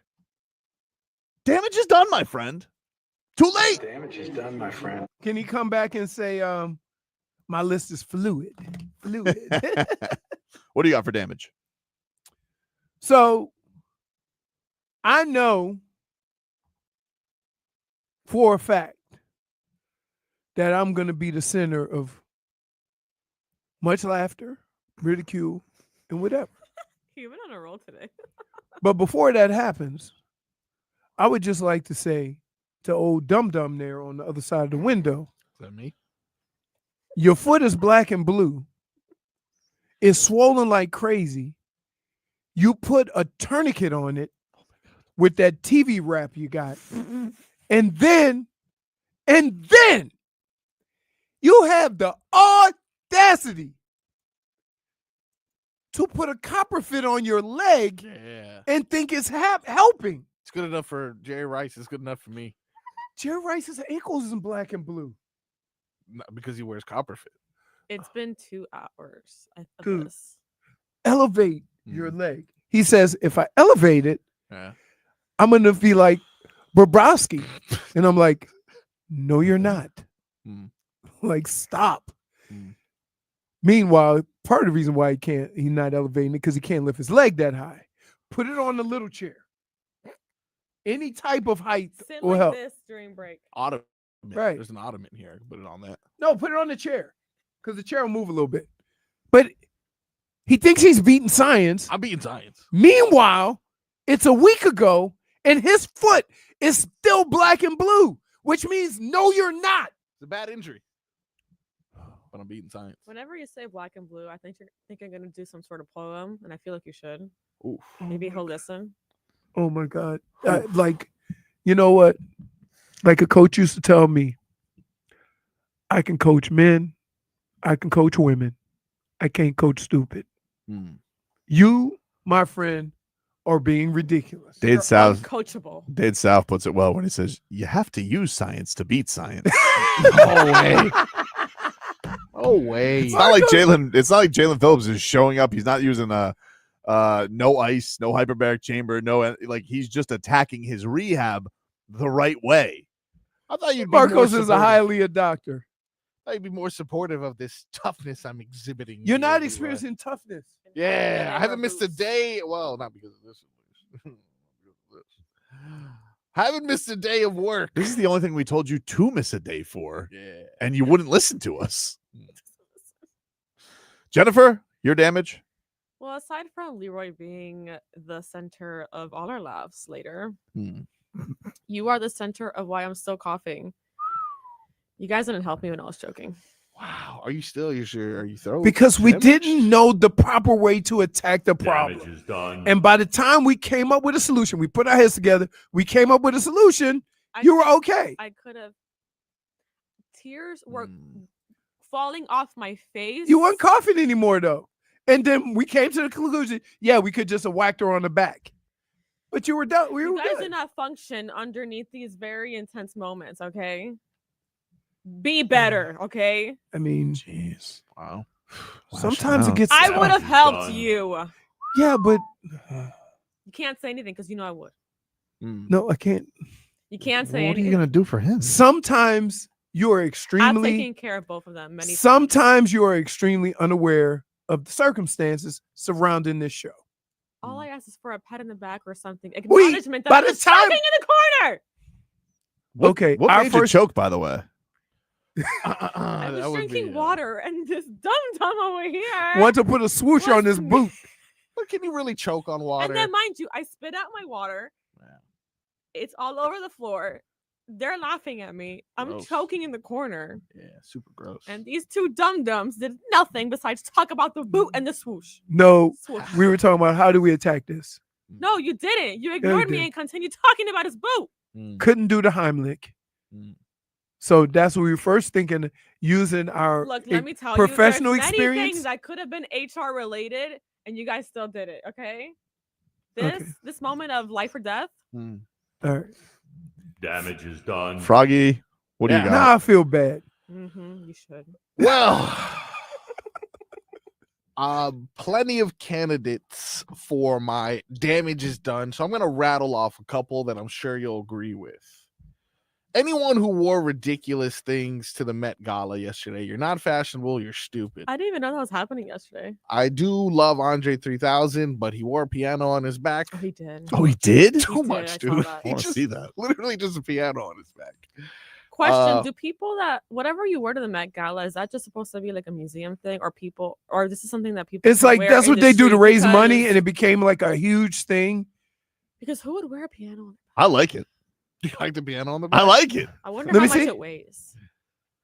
Well, I mean, obviously it's made of something lighter, but it still Yeah, can't. but still, it doesn't matter. Right, Like it has to Victoria's be. Secret wings weigh like That's 40, the point, 40 though. pounds. You're not supposed to, like, if you just show up in an outfit, it's like, what's the fun in that? He looked like he's just gonna put that thing down and start playing music. I wonder how his back. Is feels. this the one where Lady Gaga showed up in Meat? Yes. Yes, Really? No. she looked better. Didn't she do the meet for like a VMAs or something? I can't keep up. She looked better. He took it off later. She got some work done. He though. took off the piano? Really? Well, because how is he going to sit down? I think he played it. Yeah, the meat was at the VMAs, but I mean, you went full meat dress for an MTV award? Jesus, Lady Gaga, grow up. So you don't like fashion? Don't like fashion, except for when he wants to pick out a boot. with a swoosh on it. That's not fashion, though. That's just like, how ridiculous can I be? Nobody's gonna look at your boot and say it has no style. Boots come in black and gray. Pick one, get the boot, and heel. If it's good enough for Jerry Rice, it's good enough for me. My other, You know Jerry candidate- Rice gets paid for that, right? What? You think he just said, "This is so great, I'm gonna advertise it for free"? I'll speak to Jerry. You are a damage. We'll get to the bottom of this. Dude, we tried to get advertising for Rue Balls. That's true.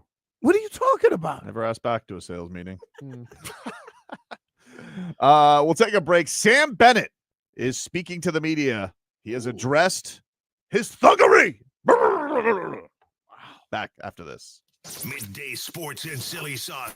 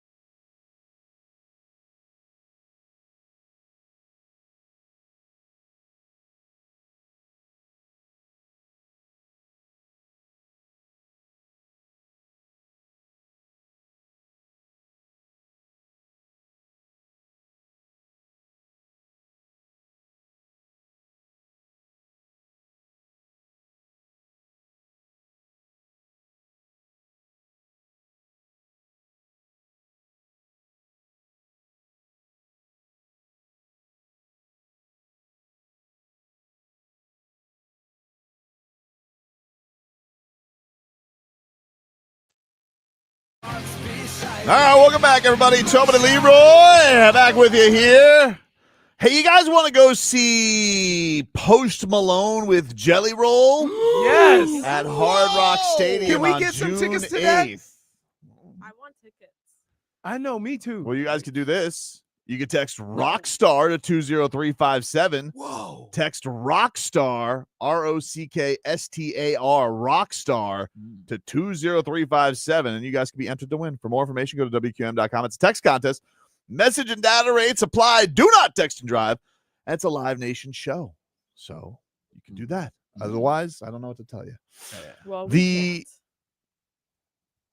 headlines are brought to you by Doral Kia. At Doral Kia, choose from over 500 new Kia models in inventory of the Sportage, Sorrento, and Telluride. Remember, when it comes to Kia, the great deals are at Doral Kia. Panthers lose game 1 against the Maple Leafs 5-4.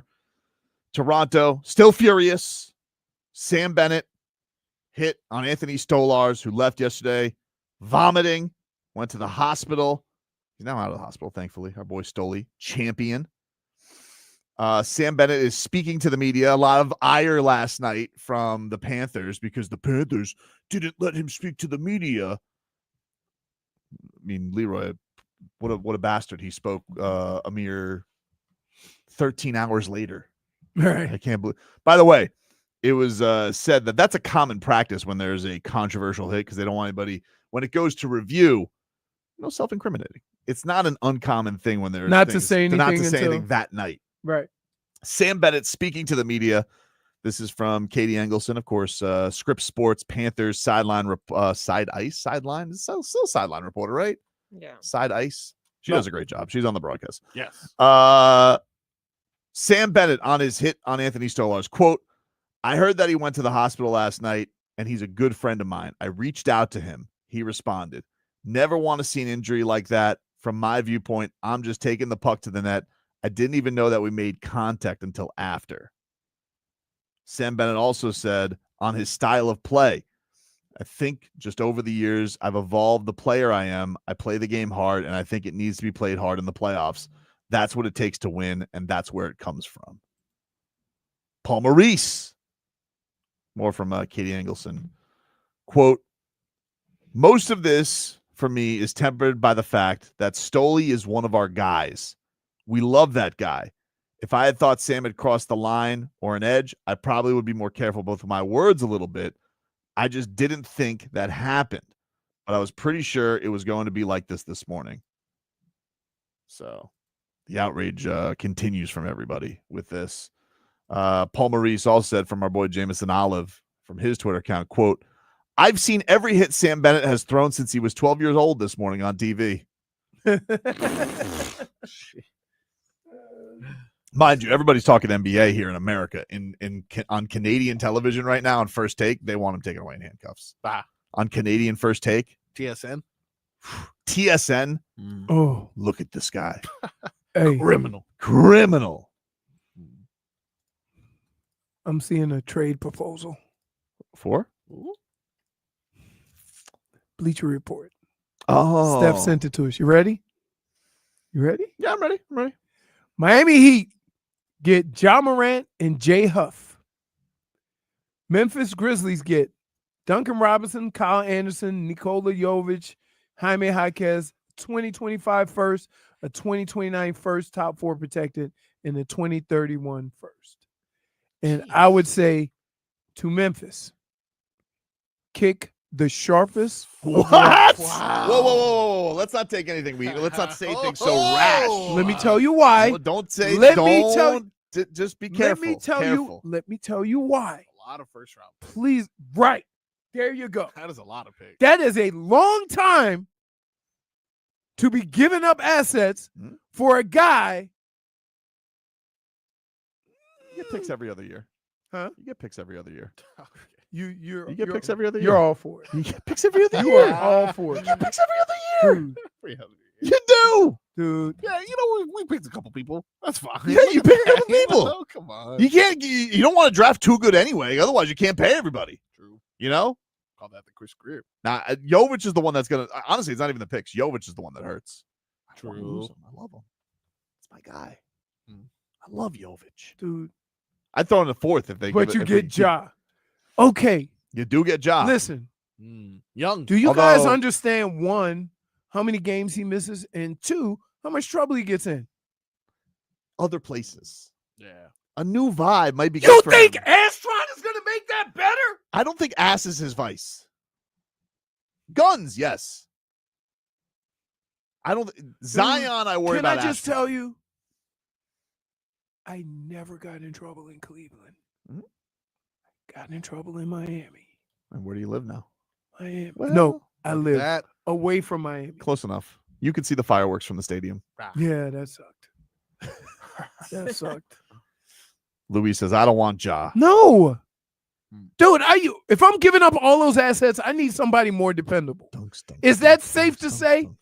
Hey, stunks. If you're giving up that much, don't you think you should be able to rely on that guy more than that? That's all I'm saying. I'm not questioning how good he is. I'm not questioning how great he is. I'm not questioning any of that. The only thing I'm questioning is this. In the last few years, we've had questions about availability for the stars. Okay? Except for Bam. I'm not including Bam in that. So why on earth would I give up a boatload of players, a boatload of draft picks for a guy who's, how reliable is he? How available is he? For whatever reason. He's had, in the last 2 or 3 years, he's missed a lot of time. That doesn't sound like something I'm ready for. You get it? Stunks. Dunks. Dunks.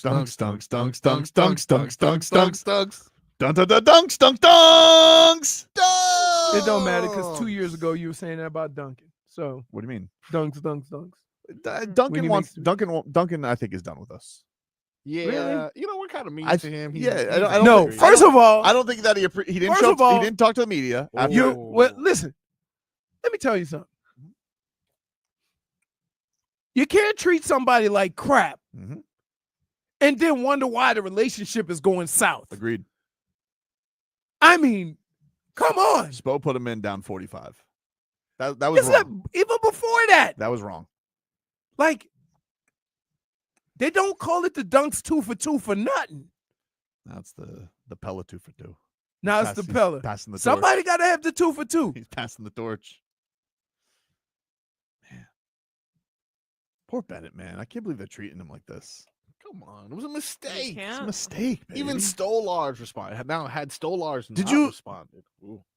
Did you hear that Sam Reinhart really caused this for slap shot? It's really Really? Reinhart's Reinhart's fault. like- Reinhart's like, whew. And by the way, he was tripped at the end of the game. Reinhart, they said on the broadcast, he adopted Stolarz's cat. You're not gonna do that. You think do you know how much I have to like you to take care of your animal? Wait, Yeah. what?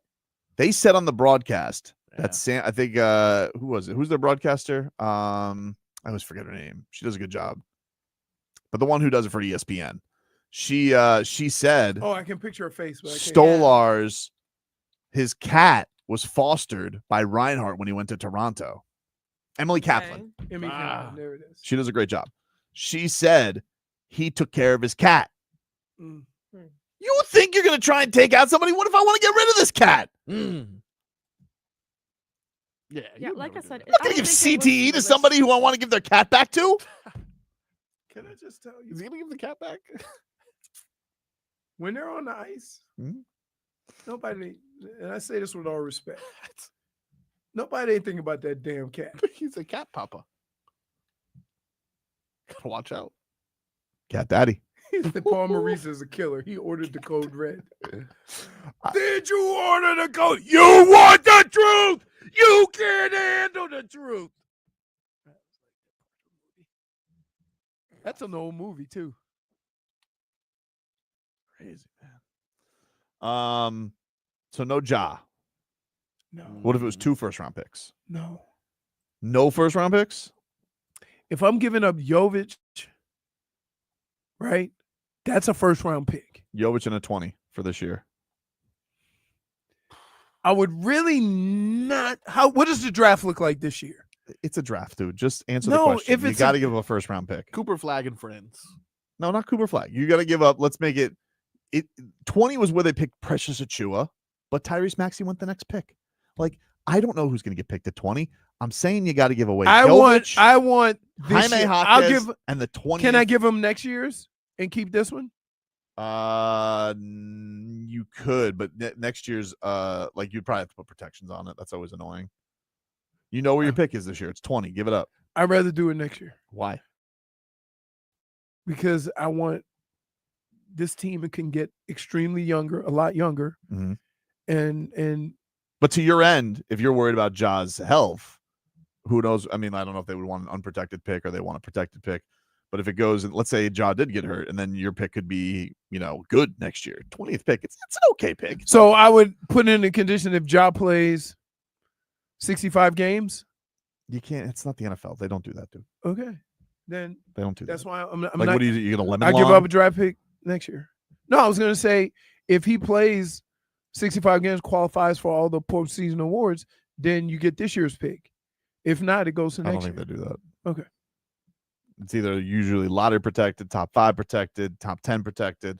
Okay. But the thing with protections is if it gets hit, then it has to kick to another year. And that can lock up other trades because then you can't, like they had this issue with the Hornets, with their Hornets trade because they go for first round perfect year. Still hurts to say.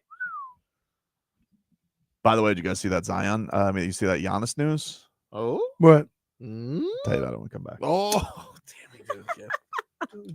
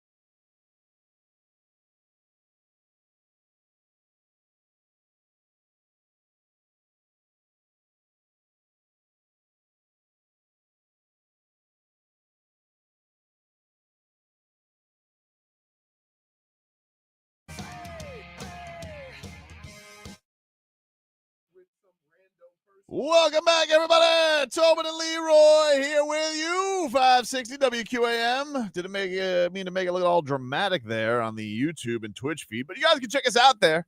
Miami 560 WQAM. We had David Dwork on earlier talking about Panthers losing game 1 of their series against the Maple Leafs. Really uncharacteristic, sluggish start for the Cats. Yep.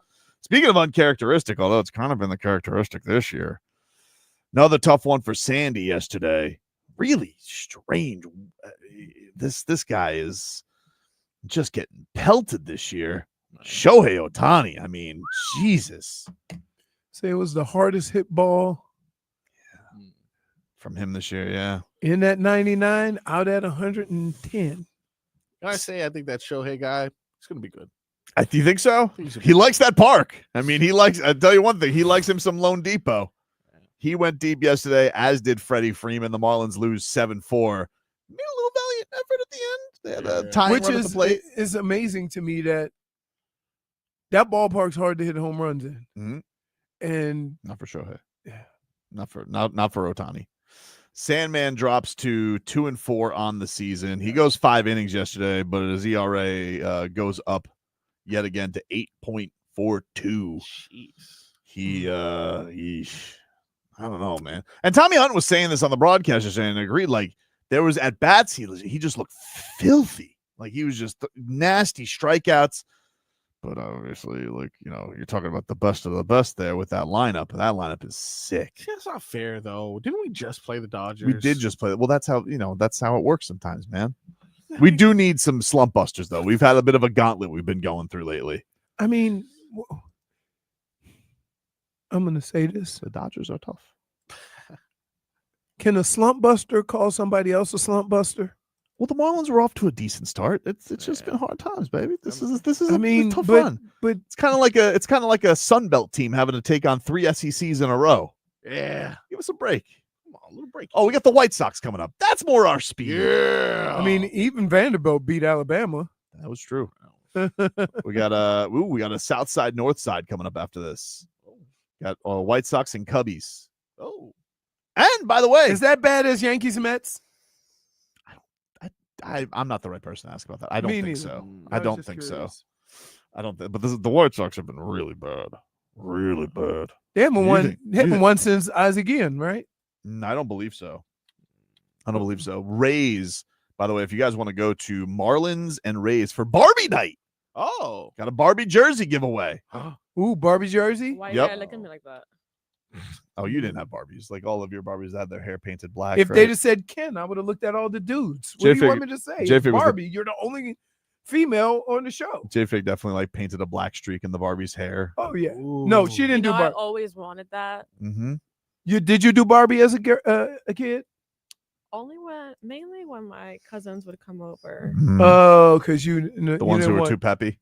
Yeah. Yeah. I was always like the outsider cousin. I can see that. The outsider cousin. Yeah. They go, "Are we going over to Jennifer's house? Mommy, she's weird." Not that I was weird. I saw the girls less than I saw all the boys. She ripped the heads off my dolls. I didn't. And strangely took out my plushy parrot. I don't like teddy bears or anything. I can see that too. I don't like that stuff. You should tuck my teddy bears in. Make sure they weren't cold at night. I don't like that. You're so weird. Why don't you tuck your ankle in? Into a boot. Anyway, if you guys want to go to Marlins and Rays on May 16th, we got to plan a game. Got a 4-pack of tickets to give away to that before the end of today's program. So yeah, we'll get to that. We will get to that. So Giannis, huh? Oh, yeah. What happened with that? Hold on, though, your frog boy. All right, hold on. I'm holding my horses as tight as I can. Hold on to your boot. All right. Okay. This is according to Howard Beck from The Ringer. That's Bill Simmons. Ringer. Oh. He was on the Is that like punting, but for The Ringer? Yeah. He was on the Zach Lowe show. Oh. All right. Zach Lowe, he has that weird look. Like just smug, right? Like, really? Smug? Yeah, like, I know everything. Who else has that look? Huh? Anybody else have that look? There's a couple of guys that do it. Like, they just, like, you listen to it. Like the one thing I would say about basketball, like Perk only goes at it as the most definitive. Everybody else kind of my thinking, or and I can respect that. Perk is like, it is what it is. This is what it is. Standing on business. Blah blah blah blah blah. And sometimes he's wrong. But Zach Lowe is just you just see him as hoity-toity. Yeah, like the highbrow basketball. It's weird because there's certain sports that are just simple, right? And there's certain sports like basketball is really complicated because all the situations that'll get players out of it, away from a team, sometimes have nothing to do with their ability and more to do with their situation. For example, they were going to have to give Luka $400 million or $350 million. Yep. Right? I can understand why they would say, I'm not down with that. Right? No matter how good he is. It may not be the smartest move, but they made that decision. It wasn't the smartest move. Right. Now you have a situation like Giannis. You really want him, but then it gets to a point where you don't want to let him go for nothing. And now we're here. Howard Beck said, does Giannis ask out? If he does he have a list? I poked around a little bit a few days ago, and the initial thing I got from one person was like some rumblings that it's already just the big cities. One of the LA teams, one of the New York teams, or maybe Miami. Is Miami, because Miami's not considered a big city, though. Not a big market, but a glamour market. Okay, got you. Because I was like, I think I threw Chicago in there. Can't remember if Houston came up. It should. The first thing was like, where does Giannis want to go? Do they honor that? Because, again, back to the Damian Lillard thing, you're not obligated to honor it. But the Damian Lillard thing is a bit of a weird one. Look, I'm telling you, the Miami Heat, asset-wise, they can't compete with Houston. Houston's got a lot of young guys they'd probably be willing to part with. They're obviously more in a win-now mode. The Heat getting Giannis, like, it feels like it's impossible to get him if you don't throw either Bam or Tyler in the mix for getting Giannis. But, yes, there does have to be a little bit of a shovski from Giannis being like, hey, Bucks, this is where I want to go. And do they honor that? I don't know. Does Giannis even want to leave? Do they have to force him out? I don't know. They really can't do anything. They got – here's what they got coming up. They got no picks, okay? And Damian Lillard's blown his Achilles, Leroy. They're stuck. Very stuck. But maybe Giannis wants to be stuck. I don't know. Maybe he just looks and he says, Kuzma, it's you and me, baby.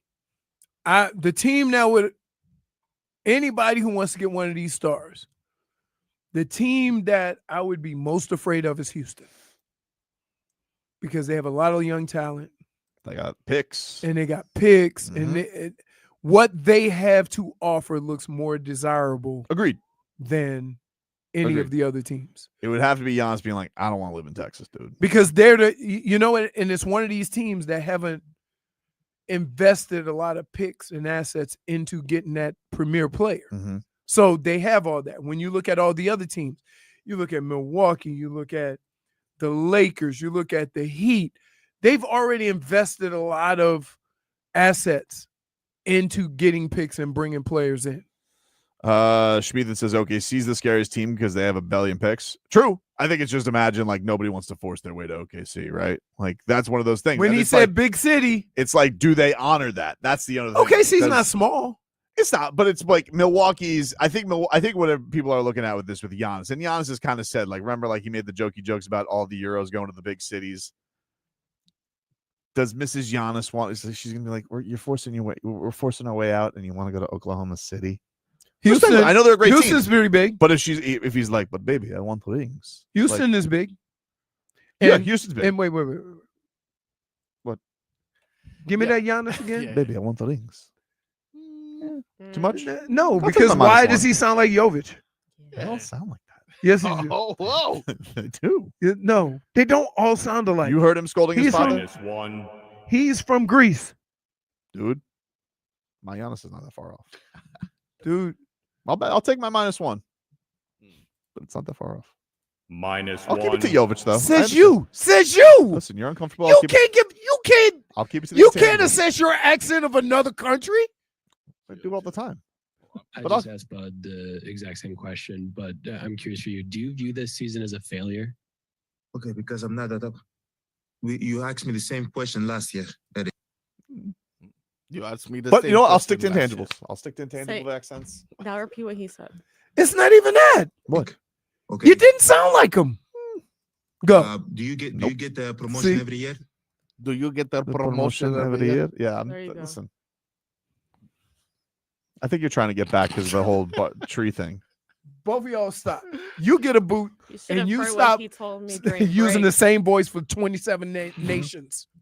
Trevor says people forget Tobin did trade Spo to Portland. I don't think people do forget. You guys seem to bring it up every time. We have to remind you, so maybe you'll back down a little bit. What do you mean back down? What did I do? How many people did you send to the Yotes this year? In different sports. He just said hi the other day. Yeah. He said hi me. He's not even playing basketball. You know what? Just do me a favor. You have a season like that. Skip the racing. And if you're going to go racing, no Instagram. See what I'm saying? That's exactly what that's for, though. No, not All after the that season. Instagram. Not after that season. Even Tyler knows. Like, he came out for one thing and he goes, I just want to make a statement before I go off to my summer. I didn't say I need Jimmy Butler. All right, I'll see y'all later. Jaime's like, racing. Yes. Look, enjoy your offseason. But you know the Euros like that. He's from California. And Mexican. Mexican. They love racing. That's not, Not Euro. European. But they love racing though. Also not European though. I don't know, Leroy. You're on a roll. North today. America. So the Euros. You're on a Sorry. roll. Okay, fine. And what am That a I? way to turn the tide what there. am I? Oh, Giannis. You see how quick you got that stink off of him? And thank you for helping. We're supposed to be kindred spirits, and you've been You didn't trash me at save every my turn. life. I didn't know how. And you call me a videographer in a very weird way. Wow. Wow. It's a new low. How about that? Listen, until you get a boot, you're out of all discussion. JIP says, no -1. That was a good impression. Oh. Thank you. I'm not going to do it again, though. Leroy terrified me. I'm going to keep it to intangible Euros. No, wait. It doesn't matter. That's safe. Like, listen. There's a little. It does not matter. Listen. That's not him. See, he's Greek. Mm-hmm. But the only way you could say he's not an intangible is if you look at his skin and say he's black. I don't do that. I'd say he's European. So to me, the color of his skin doesn't matter. Giannis is intangibles. Really? Never. Why? You know why. Are you still scared? He's dude, can I just tell you, there's certain points in our day where Tobin feels god awful uncomfortable, and he doesn't want. He just wants to stop and go to break and reset because he's. You know. You know why though? First of all, his style of play is not intangibles. Also, he's not intangibles. There you go. There you go. Style of play. That's good. I mean, style of play, a lot of hustle. You can't be the freak. Yeah, and you're true. intangibles. Yeah, it's It true. doesn't Can't be work. both. Can't be Okay. both. All right, Okay. all right. That's just not how it Can't works. be both. Days off. They don't call him a freak because of intangibles. Exactly. Doesn't Go back to Jaime. compute. Jaime. No. Racing. You know when I Mike L first saw says that- Mexicans do have European ancestry. All right, dude. when I read your message this weekend about him at the race, I was like, "Oh, Jaime, fan of the horses, huh?" I'm just like, look, again, enjoy your off season, no problem. But would I post on Instagram after that season? Why? I'd give it a month. Wait, I'd question. give it a month. Question. I'd give it a month. You do realize he had the bubble guts for half the year. Okay. Yeah. Do you think he had bubble guts at the race? No, I bet he was perfectly healthy all of a sudden. I loved how that was the thing where Spo was actually like, it was actually four stomach. I'm like, all right, dude, way to keep that trade value, Spo. Yeah, really good. Never seen anything like this. This guy gets sick easily. Trust me, he is the best basketball player. You guys should want him. Oh, yeah. Just some bubble guts this year, dude. He started his engines all right. Definitely, What? Trevor. Told me the same guy in LA radio and yelling at Luca getting in. I'm not yelling at him. He can do what he wants. It's off season. It is off season, but it's like right into the off season. I haven't seen anybody else at the race. Jordo, absolutely not. Unless you want to be Davion Mitchell. You know what Davion Mitchell posted yesterday? Oh, what he post? Himself in the lab. The lab. In the lab, Come dude. on. You could post that. Come on. That's smart. You want to post yourself in the lab? You know why? He's in a different place than a lot of basketball players. Although I will say this, of all the guys that I feel like the Heat need to keep, he's number one on the list. And what's he spending his offseason doing? Is he at the races? Vroom, vroom? No. No, I mean, he don't Hooping. like what if he don't like races? They're probably like Jaime. They're probably like Davion. Don't you want to go do something? He goes, this is What what if I he do. don't like the races? Maybe he doesn't like He it. It likes- took me Maybe a it's long not his time to vibe. warm up to it. Yeah, he doesn't like the races. You know what he likes? What? He likes hoops. You know when I did the first time I did the races, I think they had, was it IndyCar in Cleveland years ago. Mhm. And I went and watched that. Now, I will say this. You can't realize how different the cars are. Sure. Just go pull up an IndyCar and then look at the fat tires of F1. Look, some people are about that life. Davion Mitchell's about that hoop life. That's why he carries a basketball I'm not everywhere. about the race life either, but I But watch. Maybe he didn't want to get caught in the storm. Yeah, maybe. But maybe you want to know something? Maybe he's just committed and he's like, you want to know something? I like this. I'm ashamed. He's the only one who played with guts the entire way through. He was ashamed, and you know what he wants to do about it? He wants to get in the lab. He didn't want to go see racy cars. Like, look, nothing wrong with being a professional athlete and enjoying your life. Nothing wrong with it. Really? Are you The sure? season's been over for a week. And you want to know something? Live your life. Don't post it. It's not his fault that the Right race was during this time. When you get DNPs left and right, you know what It's DNPs during the season. So I can understand if he was at the races during the season. Here's the thing. So when is a proper amount of time where you can go to that stuff? Here's what. No, you got to give me an answer. I'll tell you right now. For every DNP is a DNP in the offseason. That DNP stands for do not post. So for all his DNPs, how many games did he play? I don't know. Let me see. Because we're gonna put this into reality. While you trying to tell jokey jokes, I'm not telling jokey I'm gonna jokes. tell I'm you being serious. what you believe. So how many DNPs did he get this year? I'm gonna count. Oh. So let me take a break. Let me count it up. Okay. And we'll come up with the Okay. proper amount. But Okay. for every DNP, and I'm not counting garbage minutes either. So it needs to be a proper amount of playing time. All right. So for every one of those needs to be a day of no Instagram. Unless you're in the lab. You can post yourself in the lab. Yeah, that's good. So how do you know he's not working out?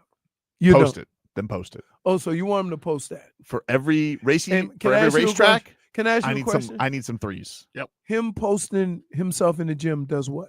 Make you feel better? It does. Actually, yes, it For sure, would. for sure. Yep. And And you I'm want, you want to buying feel good tickets. right now? I would like to feel better. You want to know why? Why? Because my team just lost by 55 points. Not good. A record, Leroy. Do you know how embarrassing that is? Doesn't matter And you if you go- lose by 1 or 50. Here we go. Here we go. Speed racer. I'm of him. Jaime on wheels. Vroom, vroom, vroom, vroom, vroom, vroom, vroom. And I can't hit 3-pointers. No, he's too tall to drive. Those cockpits are small. What were those? Cockpits. What did I say? Not said that. Cockpits. We're too careful. Let's be careful with this one. Okay. I'll be-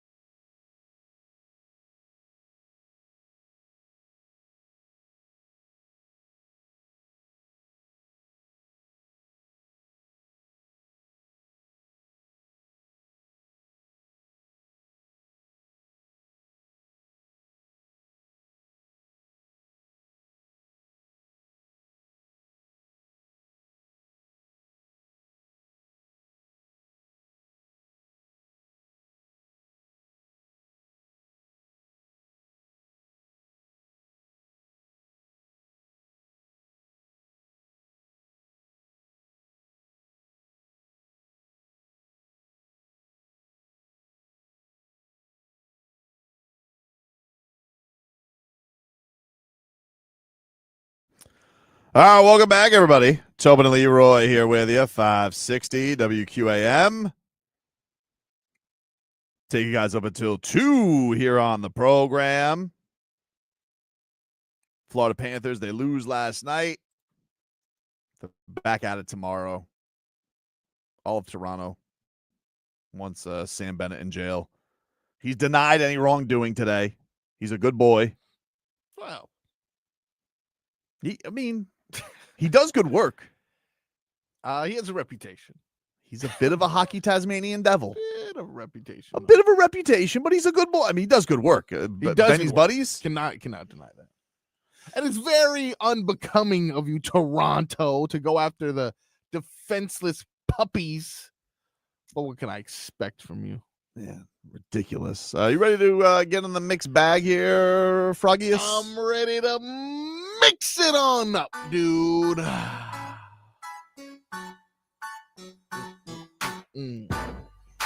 What do you got today in the mixed bag, Marcos?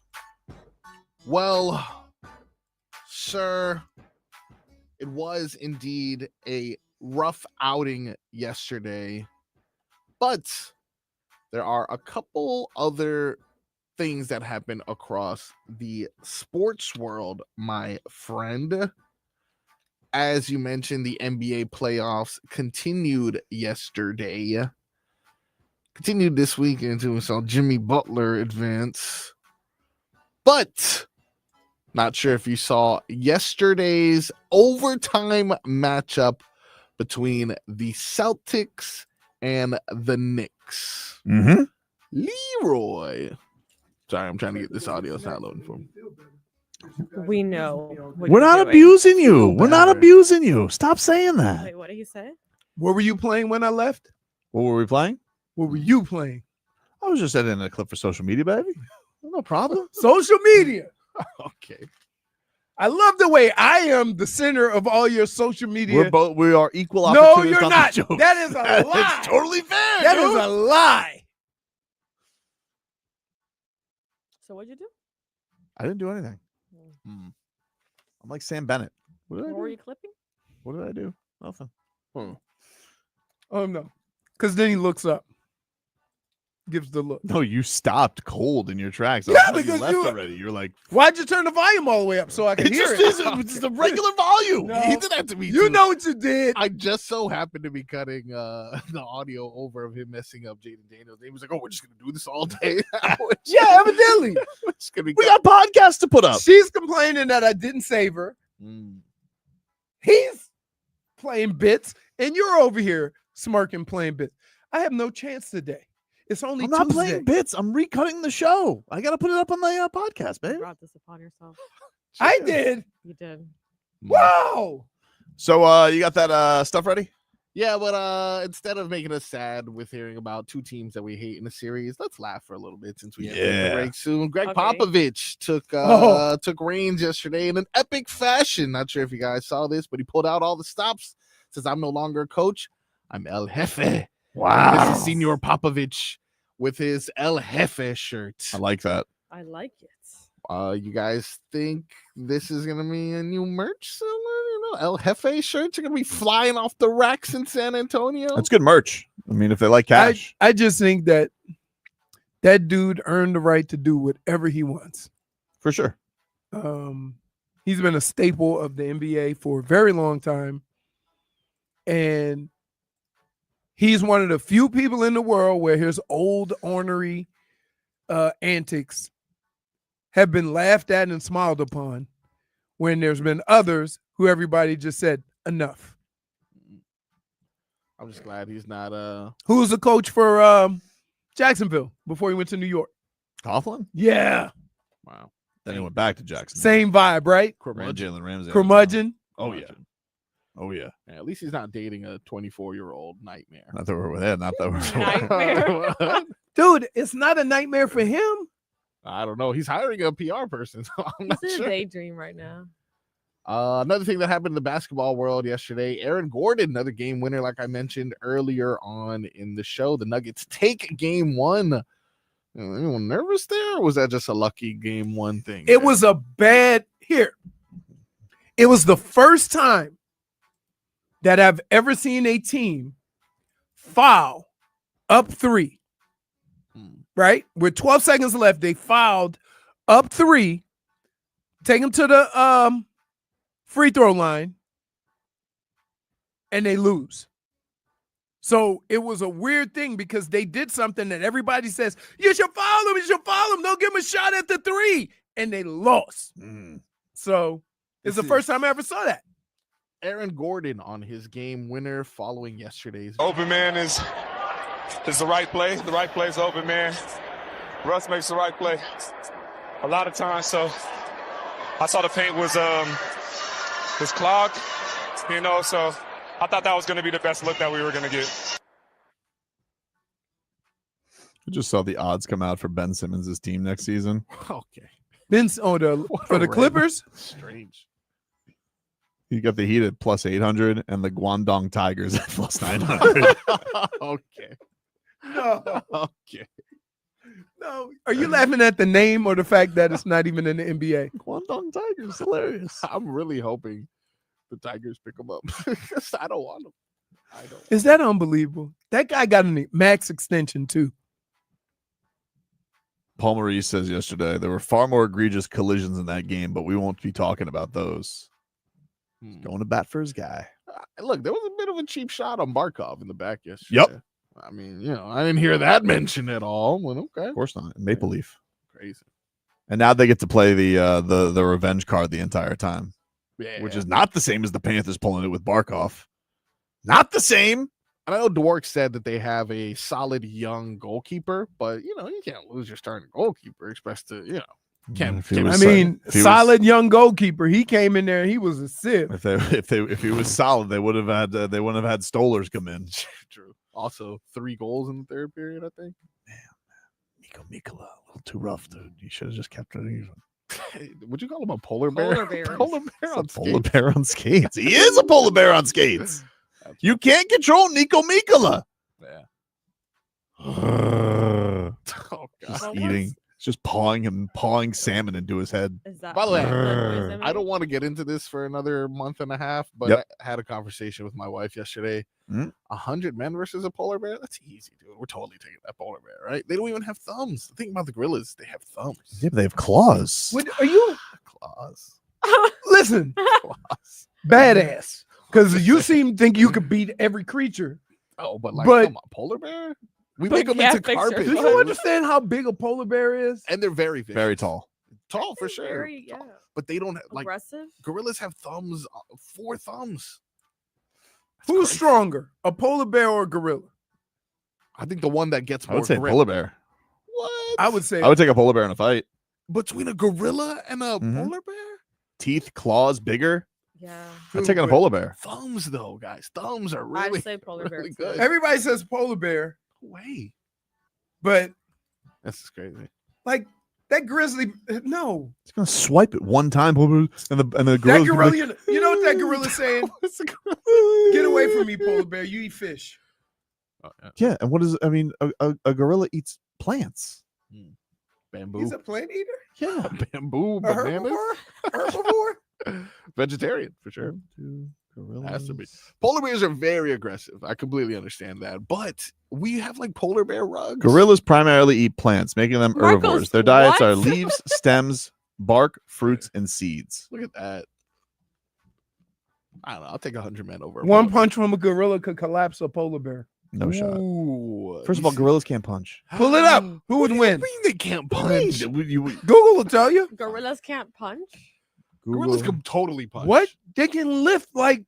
Dude, we saw gorillas fight. It was part of the thing that I was like, they can't punch. Yeah, that's because there's 2 gorillas fighting. Did you see the Canelo fight?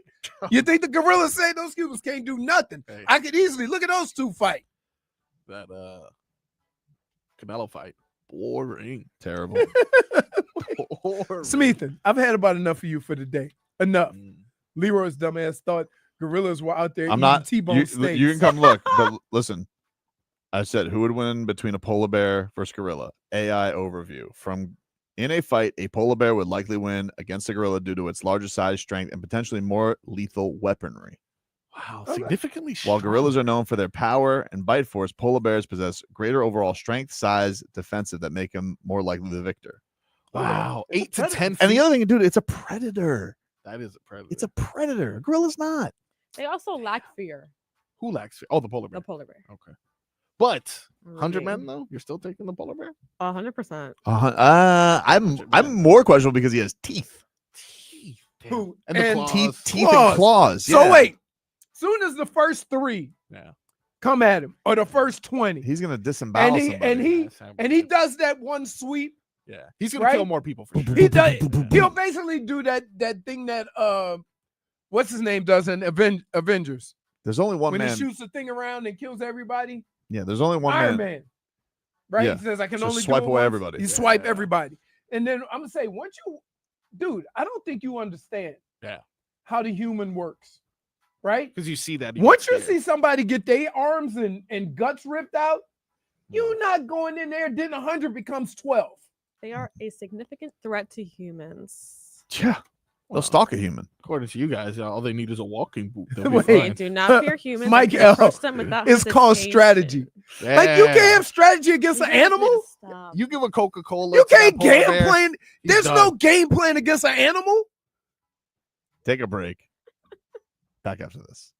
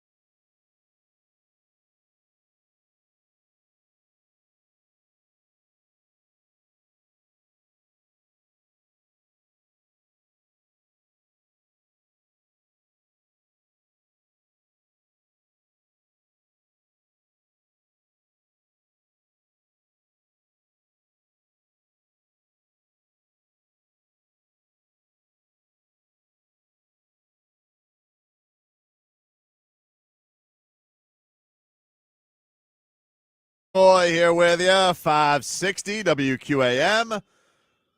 Headlines brought to you by Doral Kia. Doral Kia, choose from over 500 new Kia miles in inventory like the Sportage, Sorento, and Telluride. And remember, when it comes to Kia, the great deals are at Doral Kia.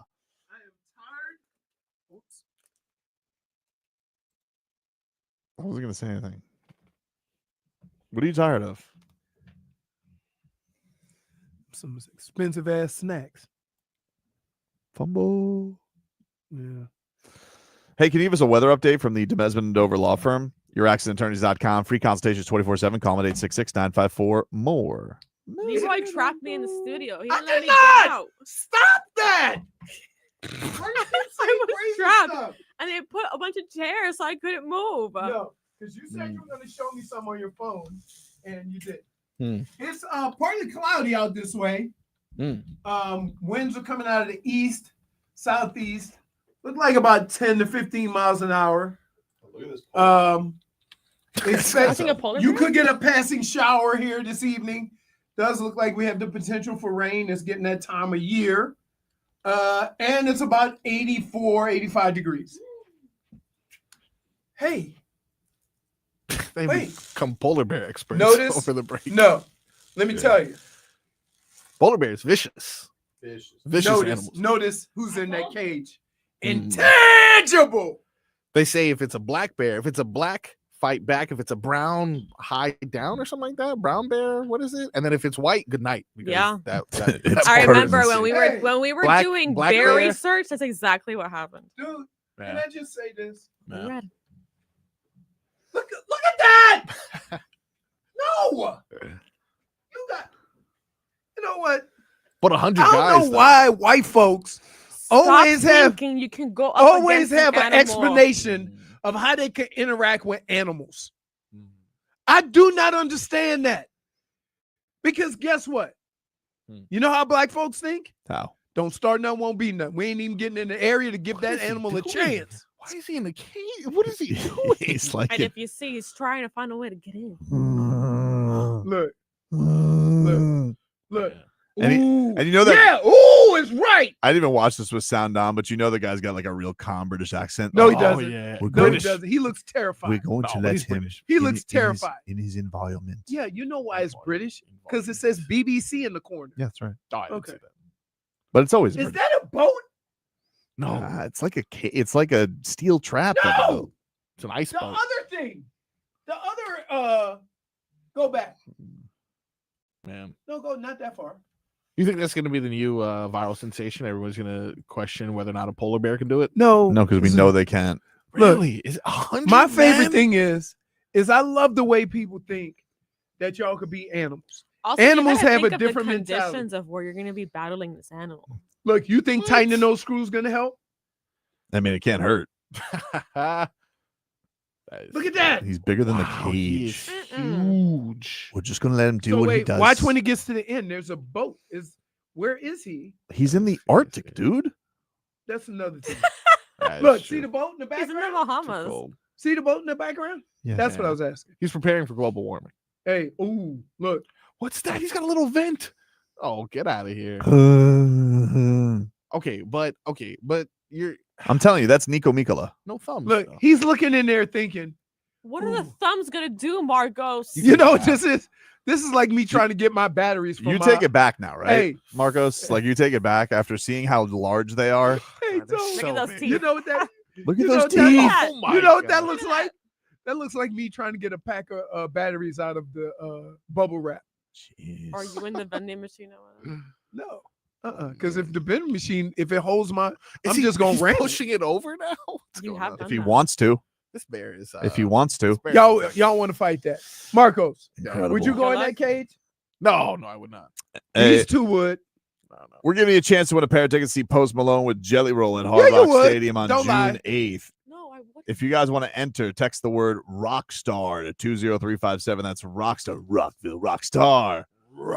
Rockstar to 20357. For more info, go to WQM.com. It's a text contest. Message data rate supply. Don't text drive. It's a Live Nation show. Speaking of shows, Oh, if you guys want to go to Marlins and Rays for Barbie Game Day, on May 16th. Caller number 5. That's Friday. You can go right to the club afterwards. Caller 5 to 305-567-0560. Caller 5 to 305-567-0560. Caller 5 will get a 4-pack of tickets to Marlins Rays for Barbie Game Day at Lone Depot Park, May 16th. For Marlins and Rays, caller 5 gets a 4-pack of tickets. Take a break. Back with more for this.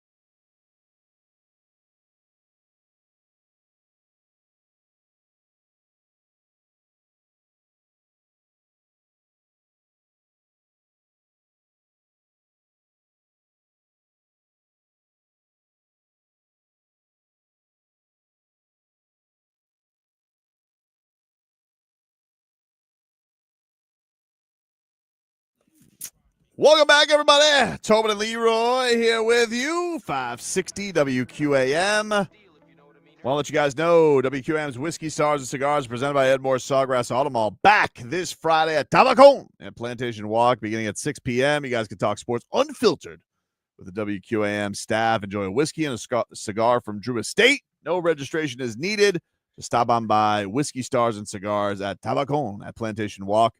This Friday, it's free. It's presented by Edmore Sawgrass Auto Mall, your 2024 dealer of the year. 22 acres of new and pre-owned Chevys, Cadillacs, and Buicks. Visit them online at edmoresawgrass.com. Must be 21 or over to attend. Hey, you ever spelled the word so wrong even Google couldn't help you? Absolutely. I was trying to spell a word, and it kept going, do you mean? I mean, have you met me? Yeah, of course. So which one was it? Never mind. Huh? Show us. No. Yeah. 7 o'clock tonight, you got Indiana and Cleveland, game 2. Cleveland, both 1 seeds have lost, both on their home floor. They lost game 1. Who is the team that you think will have, like, just a better bounce back? Like, this series may go 5 or 6. It has the feeling that you think Boston, right? Even though I'm glad Vlad's not doing the show today. Any of the teams that, I think Boston is not going to miss that. They ain't many, gonna miss that is many not going to miss threes. that many threes. And it was a 3-point game. But I don't like the Knicks got guys. Like, I don't think it's great, and especially with Boston being a little banged up, I wouldn't be surprised if that series drags out a little bit. So we say we don't trust OKC. Well, apparently Cleveland might not have Evan Mobley next game. What happened? He fell. He took a bad fall, and so did Hunter. So they may be pretty banged up going into this game. Just walk it off, Mobley. So I'm thinking like this. If it's so we had, let's see, Denver beat OKC. Yep. Then we have Indiana beating Cleveland. I mean, Indiana beating Cleveland and the Knicks beating Boston. Yep. So the only and we have game 1 tonight of Wolves and Warriors. Right. But so far all the road teams. Right. But my question is, who do you think is mostly in trouble? I would say I don't think Boston lost the game by 3, and they broke a record for I'm most gonna missed say shots. I'm gonna say Cleveland if they're that injured. I think Cleveland is the most in trouble. I think that the Pacers already got to the Eastern Conference Finals last year. Right. They got a little experience. They do have the size. They got an arrogance to them that I think is not intimidated by the Cavaliers. Yeah. So I would go Indiana. I think Jokic having to keep up that kind of a pace, dude, that's a big ask for him. So I think that's probably the one where I'm like, OKC is going to bounce back. Celtics and Knicks, like, I think it'll be a long series, but I think the Celtics will eventually win. Pacers, maybe the Pacers pull this off against the Cavaliers. So what do you think about Wolves and Minnesota tonight? The Wolves are Minnesota. I'm sorry. You're right. Totally fair point. Totally fair point. -1. You finally got one on me. What a dummy. I would never make that mistake. Add it to the montage. Golden State or Minnesota tonight? Who do you like I think in the series? Ant-Man is one of those dudes. Wolves in 5? Wolves in 6? I think they have size that makes it hard for Draymond, right? Draymond can be that tough guy with some bigs. And Rudy Gobert needs a little payback because he did choke Rudy Gobert out. He did do that. Wow. So Sacre bleu. But I just think, like, periodically we see that dog. We saw it with D-Wade.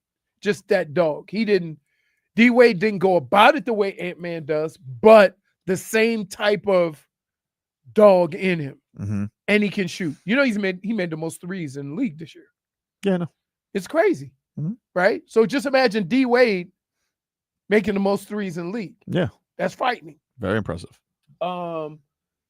So I would think the Wolves will handle this. That has nothing to do with how I feel about Jimmy Butler. I just think they're small. 2 guys in this final 8 that very model their games after D Wade, Ant and Donovan Mitchell. Yep. But we still never got back None of to them modeling their games after that fat bum. So we think Boston is just an anomaly because they ain't gonna miss 45 threes. Hell, that was god awful. Terrible. And they still only lost by a couple. I mean, OKC, like the fact that they I'm not worried about OKC. I think OKC is like, all right, that was an all-time Joker game. We lose at the buzzer. Like you said, crazy ending. we say that all the time.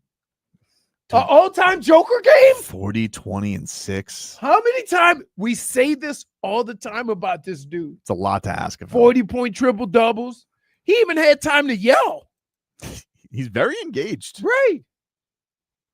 He's very engaged as the coach of the Nuggets now. Indiana.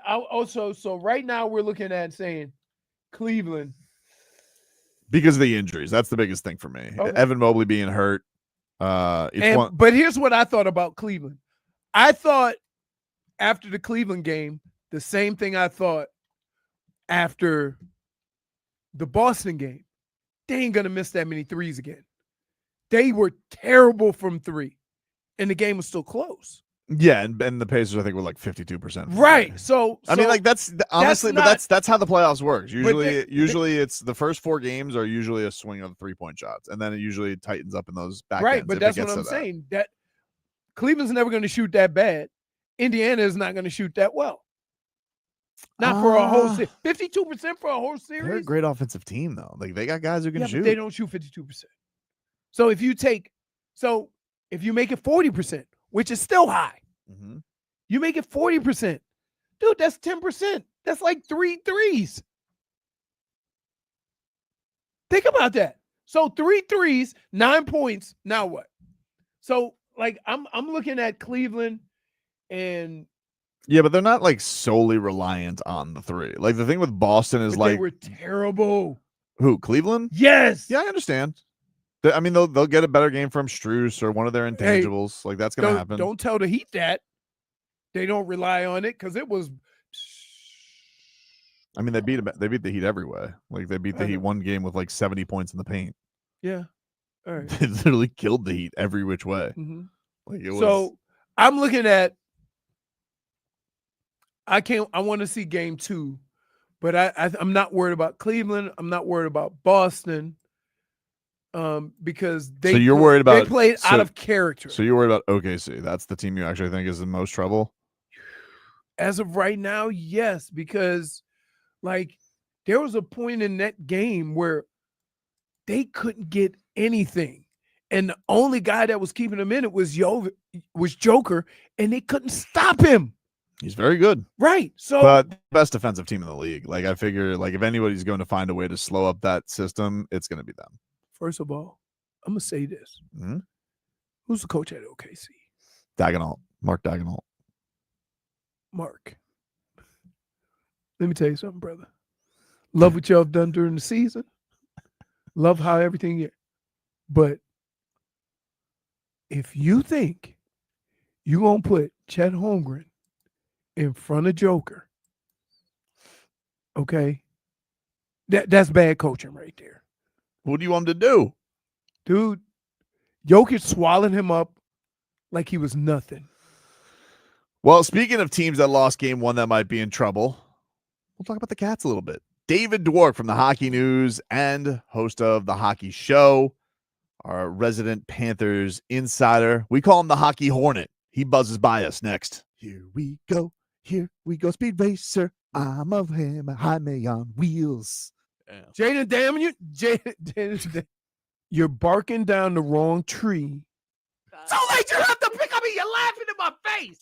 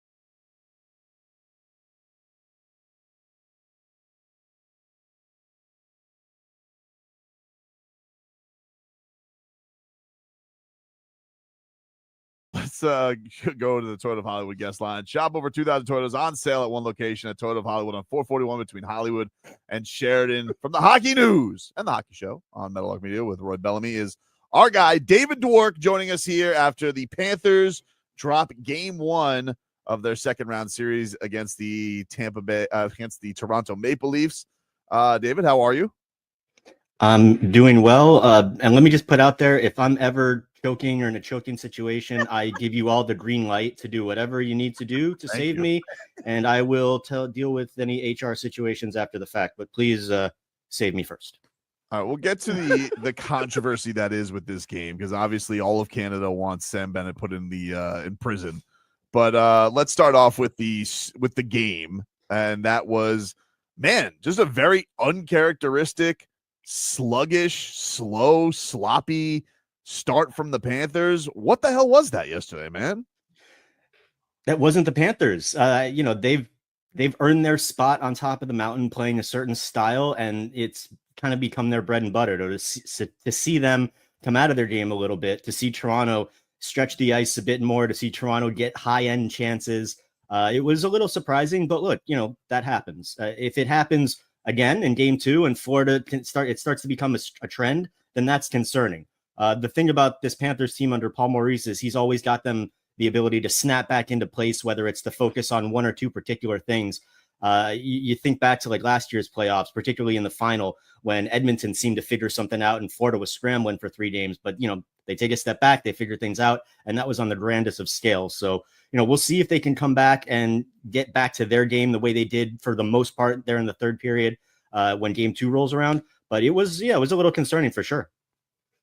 David, I'm more concerned with, I hate watching sports and people don't have the facts, right? Everybody going after Sam Bennett, and whatever you thought about the hit was fine. But if you don't mention that Sam Bennett hit without first mentioning guy got hit in the head with an 80+ mile an hour puck, are we doing hockey a disservice? Because now everybody's just going to pile up on, hey, he hurt our goalie.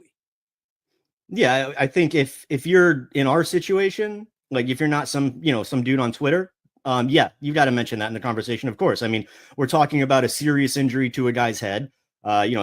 That's what it looks like happened after the 2 shots to the head, throwing up on the bench, going to the hospital. It certainly sounds like it was a serious head injury that Stolarz may have suffered last night. And if you're going to talk about the injury, you got to talk about everything that happened. Like if one of his teammates slapped him in the back of the head as a joke before the game, hey, that's got to be talked about too, because that's the course of the evening. Regarding Sam Bennett, I mean, look, this is a guy who he's known as a playoff antagonist. He's known as somebody that will take liberties. He toes the line. That's part of what makes him so valuable to the Panthers or any playoff team. In this case, it sounds like the NHL took a hard look at it and said, no, we're not going to do any supplemental discipline. The referee was right there watching the play the entire time. Granted, the referee was watching Aaron Ekblad's forearm shiver to Brendan Hagel last round and didn't call a penalty there. So, it's a little subjective, but still, like in this instance, it's been looked at on the ice. It's been looked at, dissected video-wise for a good 12 hours now. And it sounds like that the NHL is going to say, no, we're not going to discipline him for that. So hopefully at the end of the day, Stolarz is going to be okay. I don't even want to go there with a head injury because I have no clue. And I know how, case by case they can be.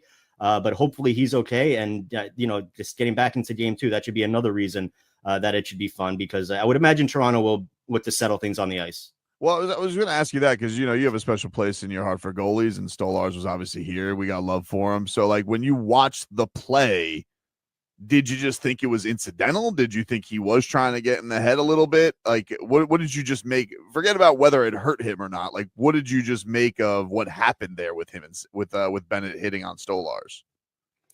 I mean, my opinion, because obviously I'm not in Sam Bennett's head, but my opinion watching that play and seeing and playing as much hockey as I have in my life, I don't think he went out of his way to do it at all. I think he maybe could have done a little bit more to avoid it. Not that he had any reason to, because he didn't move his arm. It was his body's momentum that took him into the crease. And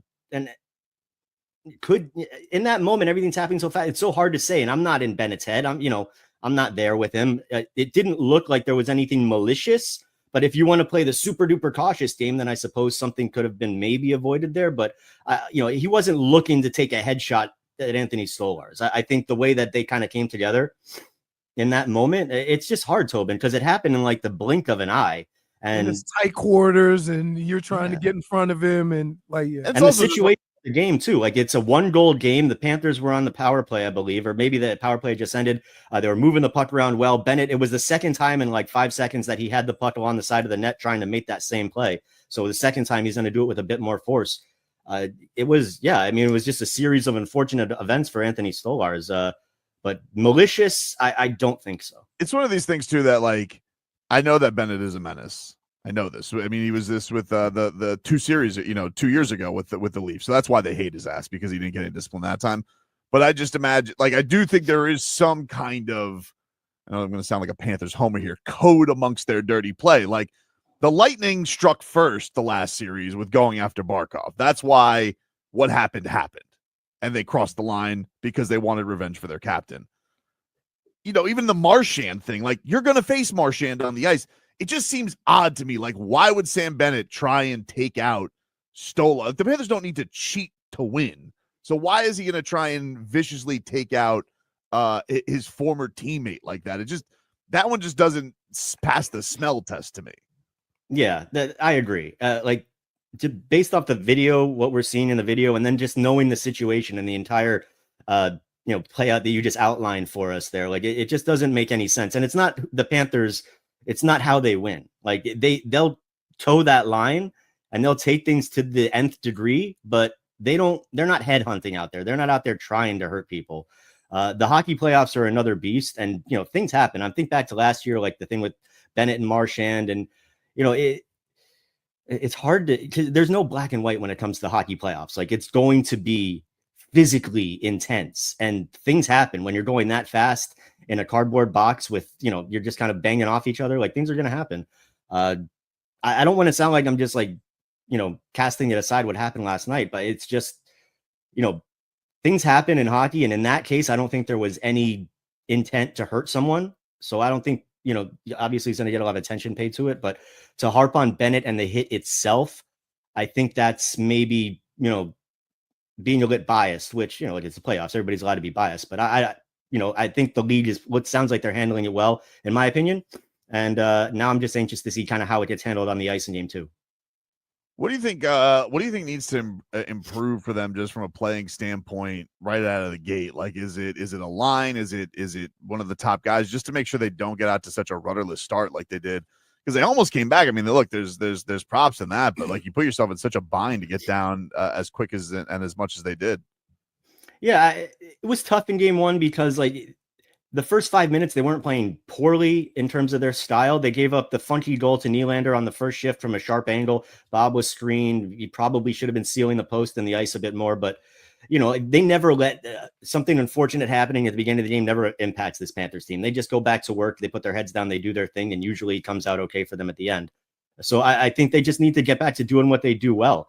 Whether it was like last night in the third period, they just seemed to be getting on the balls of their feet, physically aggressive, getting pucks in deep, not chasing the game. And that's just their bread and butter. That's Panthers hockey. So I think as long as they come out in game 2 and just play their style and whatever Toronto may do, if they score early again, just keep doing your thing. Where they got away from it last night was just they got into too much of a rush game, and Toronto was getting into those high danger areas they did such a great job keeping Tampa Bay out of.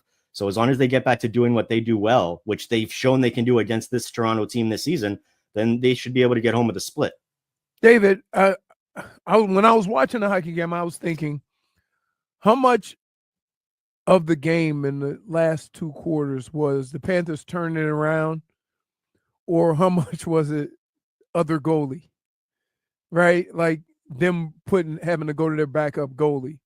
And so you think the Panthers got maybe a false sense of security with the other goalie being in the game and not Stolarz, that no, there's a lot more improvement that needs to be had instead of we almost came back? It's interesting when in that situation how it can impact the psyche of both teams in different ways. Because, like, the Panthers can see Stolarz come out, a guy that's been stoning them the entire game, and say, okay, Now maybe we have a chance. Our goalie gave up a couple softies. Maybe now we can, get that back to level, get a couple on this guy. But when the goalie changes on your team, that kind of emboldens and really bumps up your team. Like, okay, this guy's coming in cold off the bench. We got to make sure to take care of him. We got to make sure to protect him. So it can kind of pump things up on the other end too. And I think that happened for a little while because until the late in the second and into the third period, the Panthers weren't really getting into Wohl's kitchen too much. And then later in the game, they really started to get impacting on him. And that's when the goal started pumping in. But it's tough because, and especially in that situation where it's not like a goalie getting pulled for performance. It's like the guy was playing great and then he gets hurt. So I'm not surprised by how both teams responded to it and how it ended up playing out. And if he ends up being in the net for game 2, it'll definitely be something to watch because this is a guy where he's their young, like, I don't want to say heir apparent guy. He's not like in a Spencer Knight type of situation that was down here, but he's a good young goaltender that they would like to be their future guy if he can take it. He played actually against the Panthers when they played the Leafs a couple of playoffs ago. He was in the last 2 games of that series. So I think they had a better chance with Stolarz and net. So for the Leafs' sake, hopefully he gets back in there. But it could be a situation, Leroy, where the team kind of sees this guy in there and they want to like make sure that they rally around him. So we'll see how it plays out. You feel like it's a big boost to get Ekblad back? Like it was a short-lived return because of obviously all the retribution that he got, but he was obviously huge with the goal to bring the Cats back in that game. So what kind of a boost are they getting when he returns off suspension? Oh, it's huge to get Ekblad back. I mean, we saw during the regular season whether he was out with injury, whether he was out with the suspension. This is a team that plays a lot better, a lot more sound. They just look more like themselves when Aaron Ekblad's on the back line. So it's nothing but positives getting Ekblad back in there, especially coming back, looking to bounce back from a loss in game 1.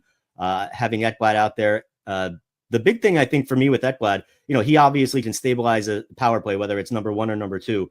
But giving Seth Jones a little bit of a break. When Ekblad's not there, Seth Jones is playing like 26, 27 minutes a game.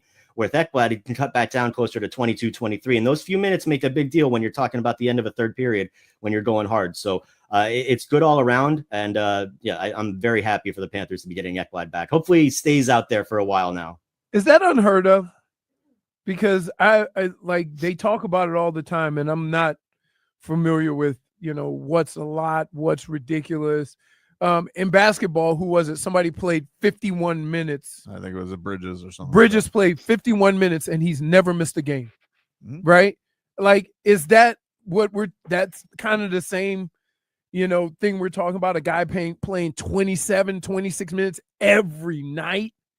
Yeah, it's not unheard of. I think most teams will have like one guy that they really lean on, because with the defenseman, like you're playing every third shift, if assuming that you're just rolling 3P pairings, you're playing every third shift. But if you're a high-end defenseman, you're playing power play, you're playing penalty kill, and that it just racks up and racks up. So there are a few unicorns out there. They're not unicorns because it's not like they're super unique because they're not Matthew Tkachuk, but there are a few guys out there that they will lean on him like that. And Seth Jones, when he was in Chicago, he was a guy like that. Ekblad has been a guy like that during his career. I think now Florida makes a very concentrated effort to make sure that doesn't happen on a grander scale, which is why you've seen guys, like in the past, Brendan Montour, Oliver Ekman-Larsson, they've always had really high-end defensemen that they can make sure that they're keeping their guys fresh. So I think once Ekblad gets back, definitely that'll be something they look to do, and can only benefit Jones, right? Don't tell him I said this, but would you agree with the statement that Niko Mikkola is a polar bear on skates because they can't seem to control him? And I feel like they need to figure out some way to calm him down because he's a monster, and I don't know how you can control a monster. But do you agree with the statement he's a polar bear on skates? That's excellent. Like I'm picturing like giant Niko Mikkola, like fuzzy polar bear Niko Mikkola. That's perfect because he's big, he's light, he's got like blonde hair, he's giant. So yeah, that works quite well. No, it's funny. Like when they signed Niko Mikkola a couple summers ago, we're kind of like, we didn't like, who's this guy? We don't really know who he is. He's been around the league for a few years. He's got some decent numbers. And they told us, no, he's going to be a perfect fit in our system. Like we targeted him, and holy cow, were they right? He's feared around the league. Like you hear other teams, like when Marchand, when he got to Florida, one of the first things he said, he's like, yeah, now I don't have to worry about getting chased by Mikkola all the time. Like really? They don't, they don't like Did you not see him rubbing that dude's nose in the ice last series, Leroy? He's a menace. But he should have a little calmed down in the third period, though. Like, that wasn't the time, Niko, yesterday. Yeah. Well, even he had that hit on the bench where I think he took a penalty for it, where it wasn't even like he was trying. He's just so big and he was taller than the guy that he just kind of ran his arms forward. But man, that's what you need. Like, you need the Mikkolas, the Marchands, the Bennetts. Like, as much as they're going to, take things to the nth degree. Like, that's what you need to succeed in the playoffs. And the Panthers went forever without getting to the playoffs to have that success. So the fact that they've built a team that they're a little feared and they might toe that line if they cross it every so often. Like, you're not going to condone it. You don't want to encourage it, but gosh darn it, you're winning Stanley Cups. So I'm not going to complain too much. Nobody's out there nobody's out there headhunting. They're playing a very tough brand of playoff hockey. And Niko Mikkola, maybe not as talked about, obviously, as guys like Sam Bennett or Matthew Tkachuk, but on the ice, nothing to him. Yeah, everybody's got an eye on him when he's out there. Yeah, it was 2-1 filthy. That's how we like it. And it's just a menace. 2-1 filthy. All right, buddy. Thanks for stopping by. Appreciate you. Go check out David Dwork's work during the playoffs on the Hockey News and the Hockey Show, Meadowlark Media with Roy Bellamy. They do a great job.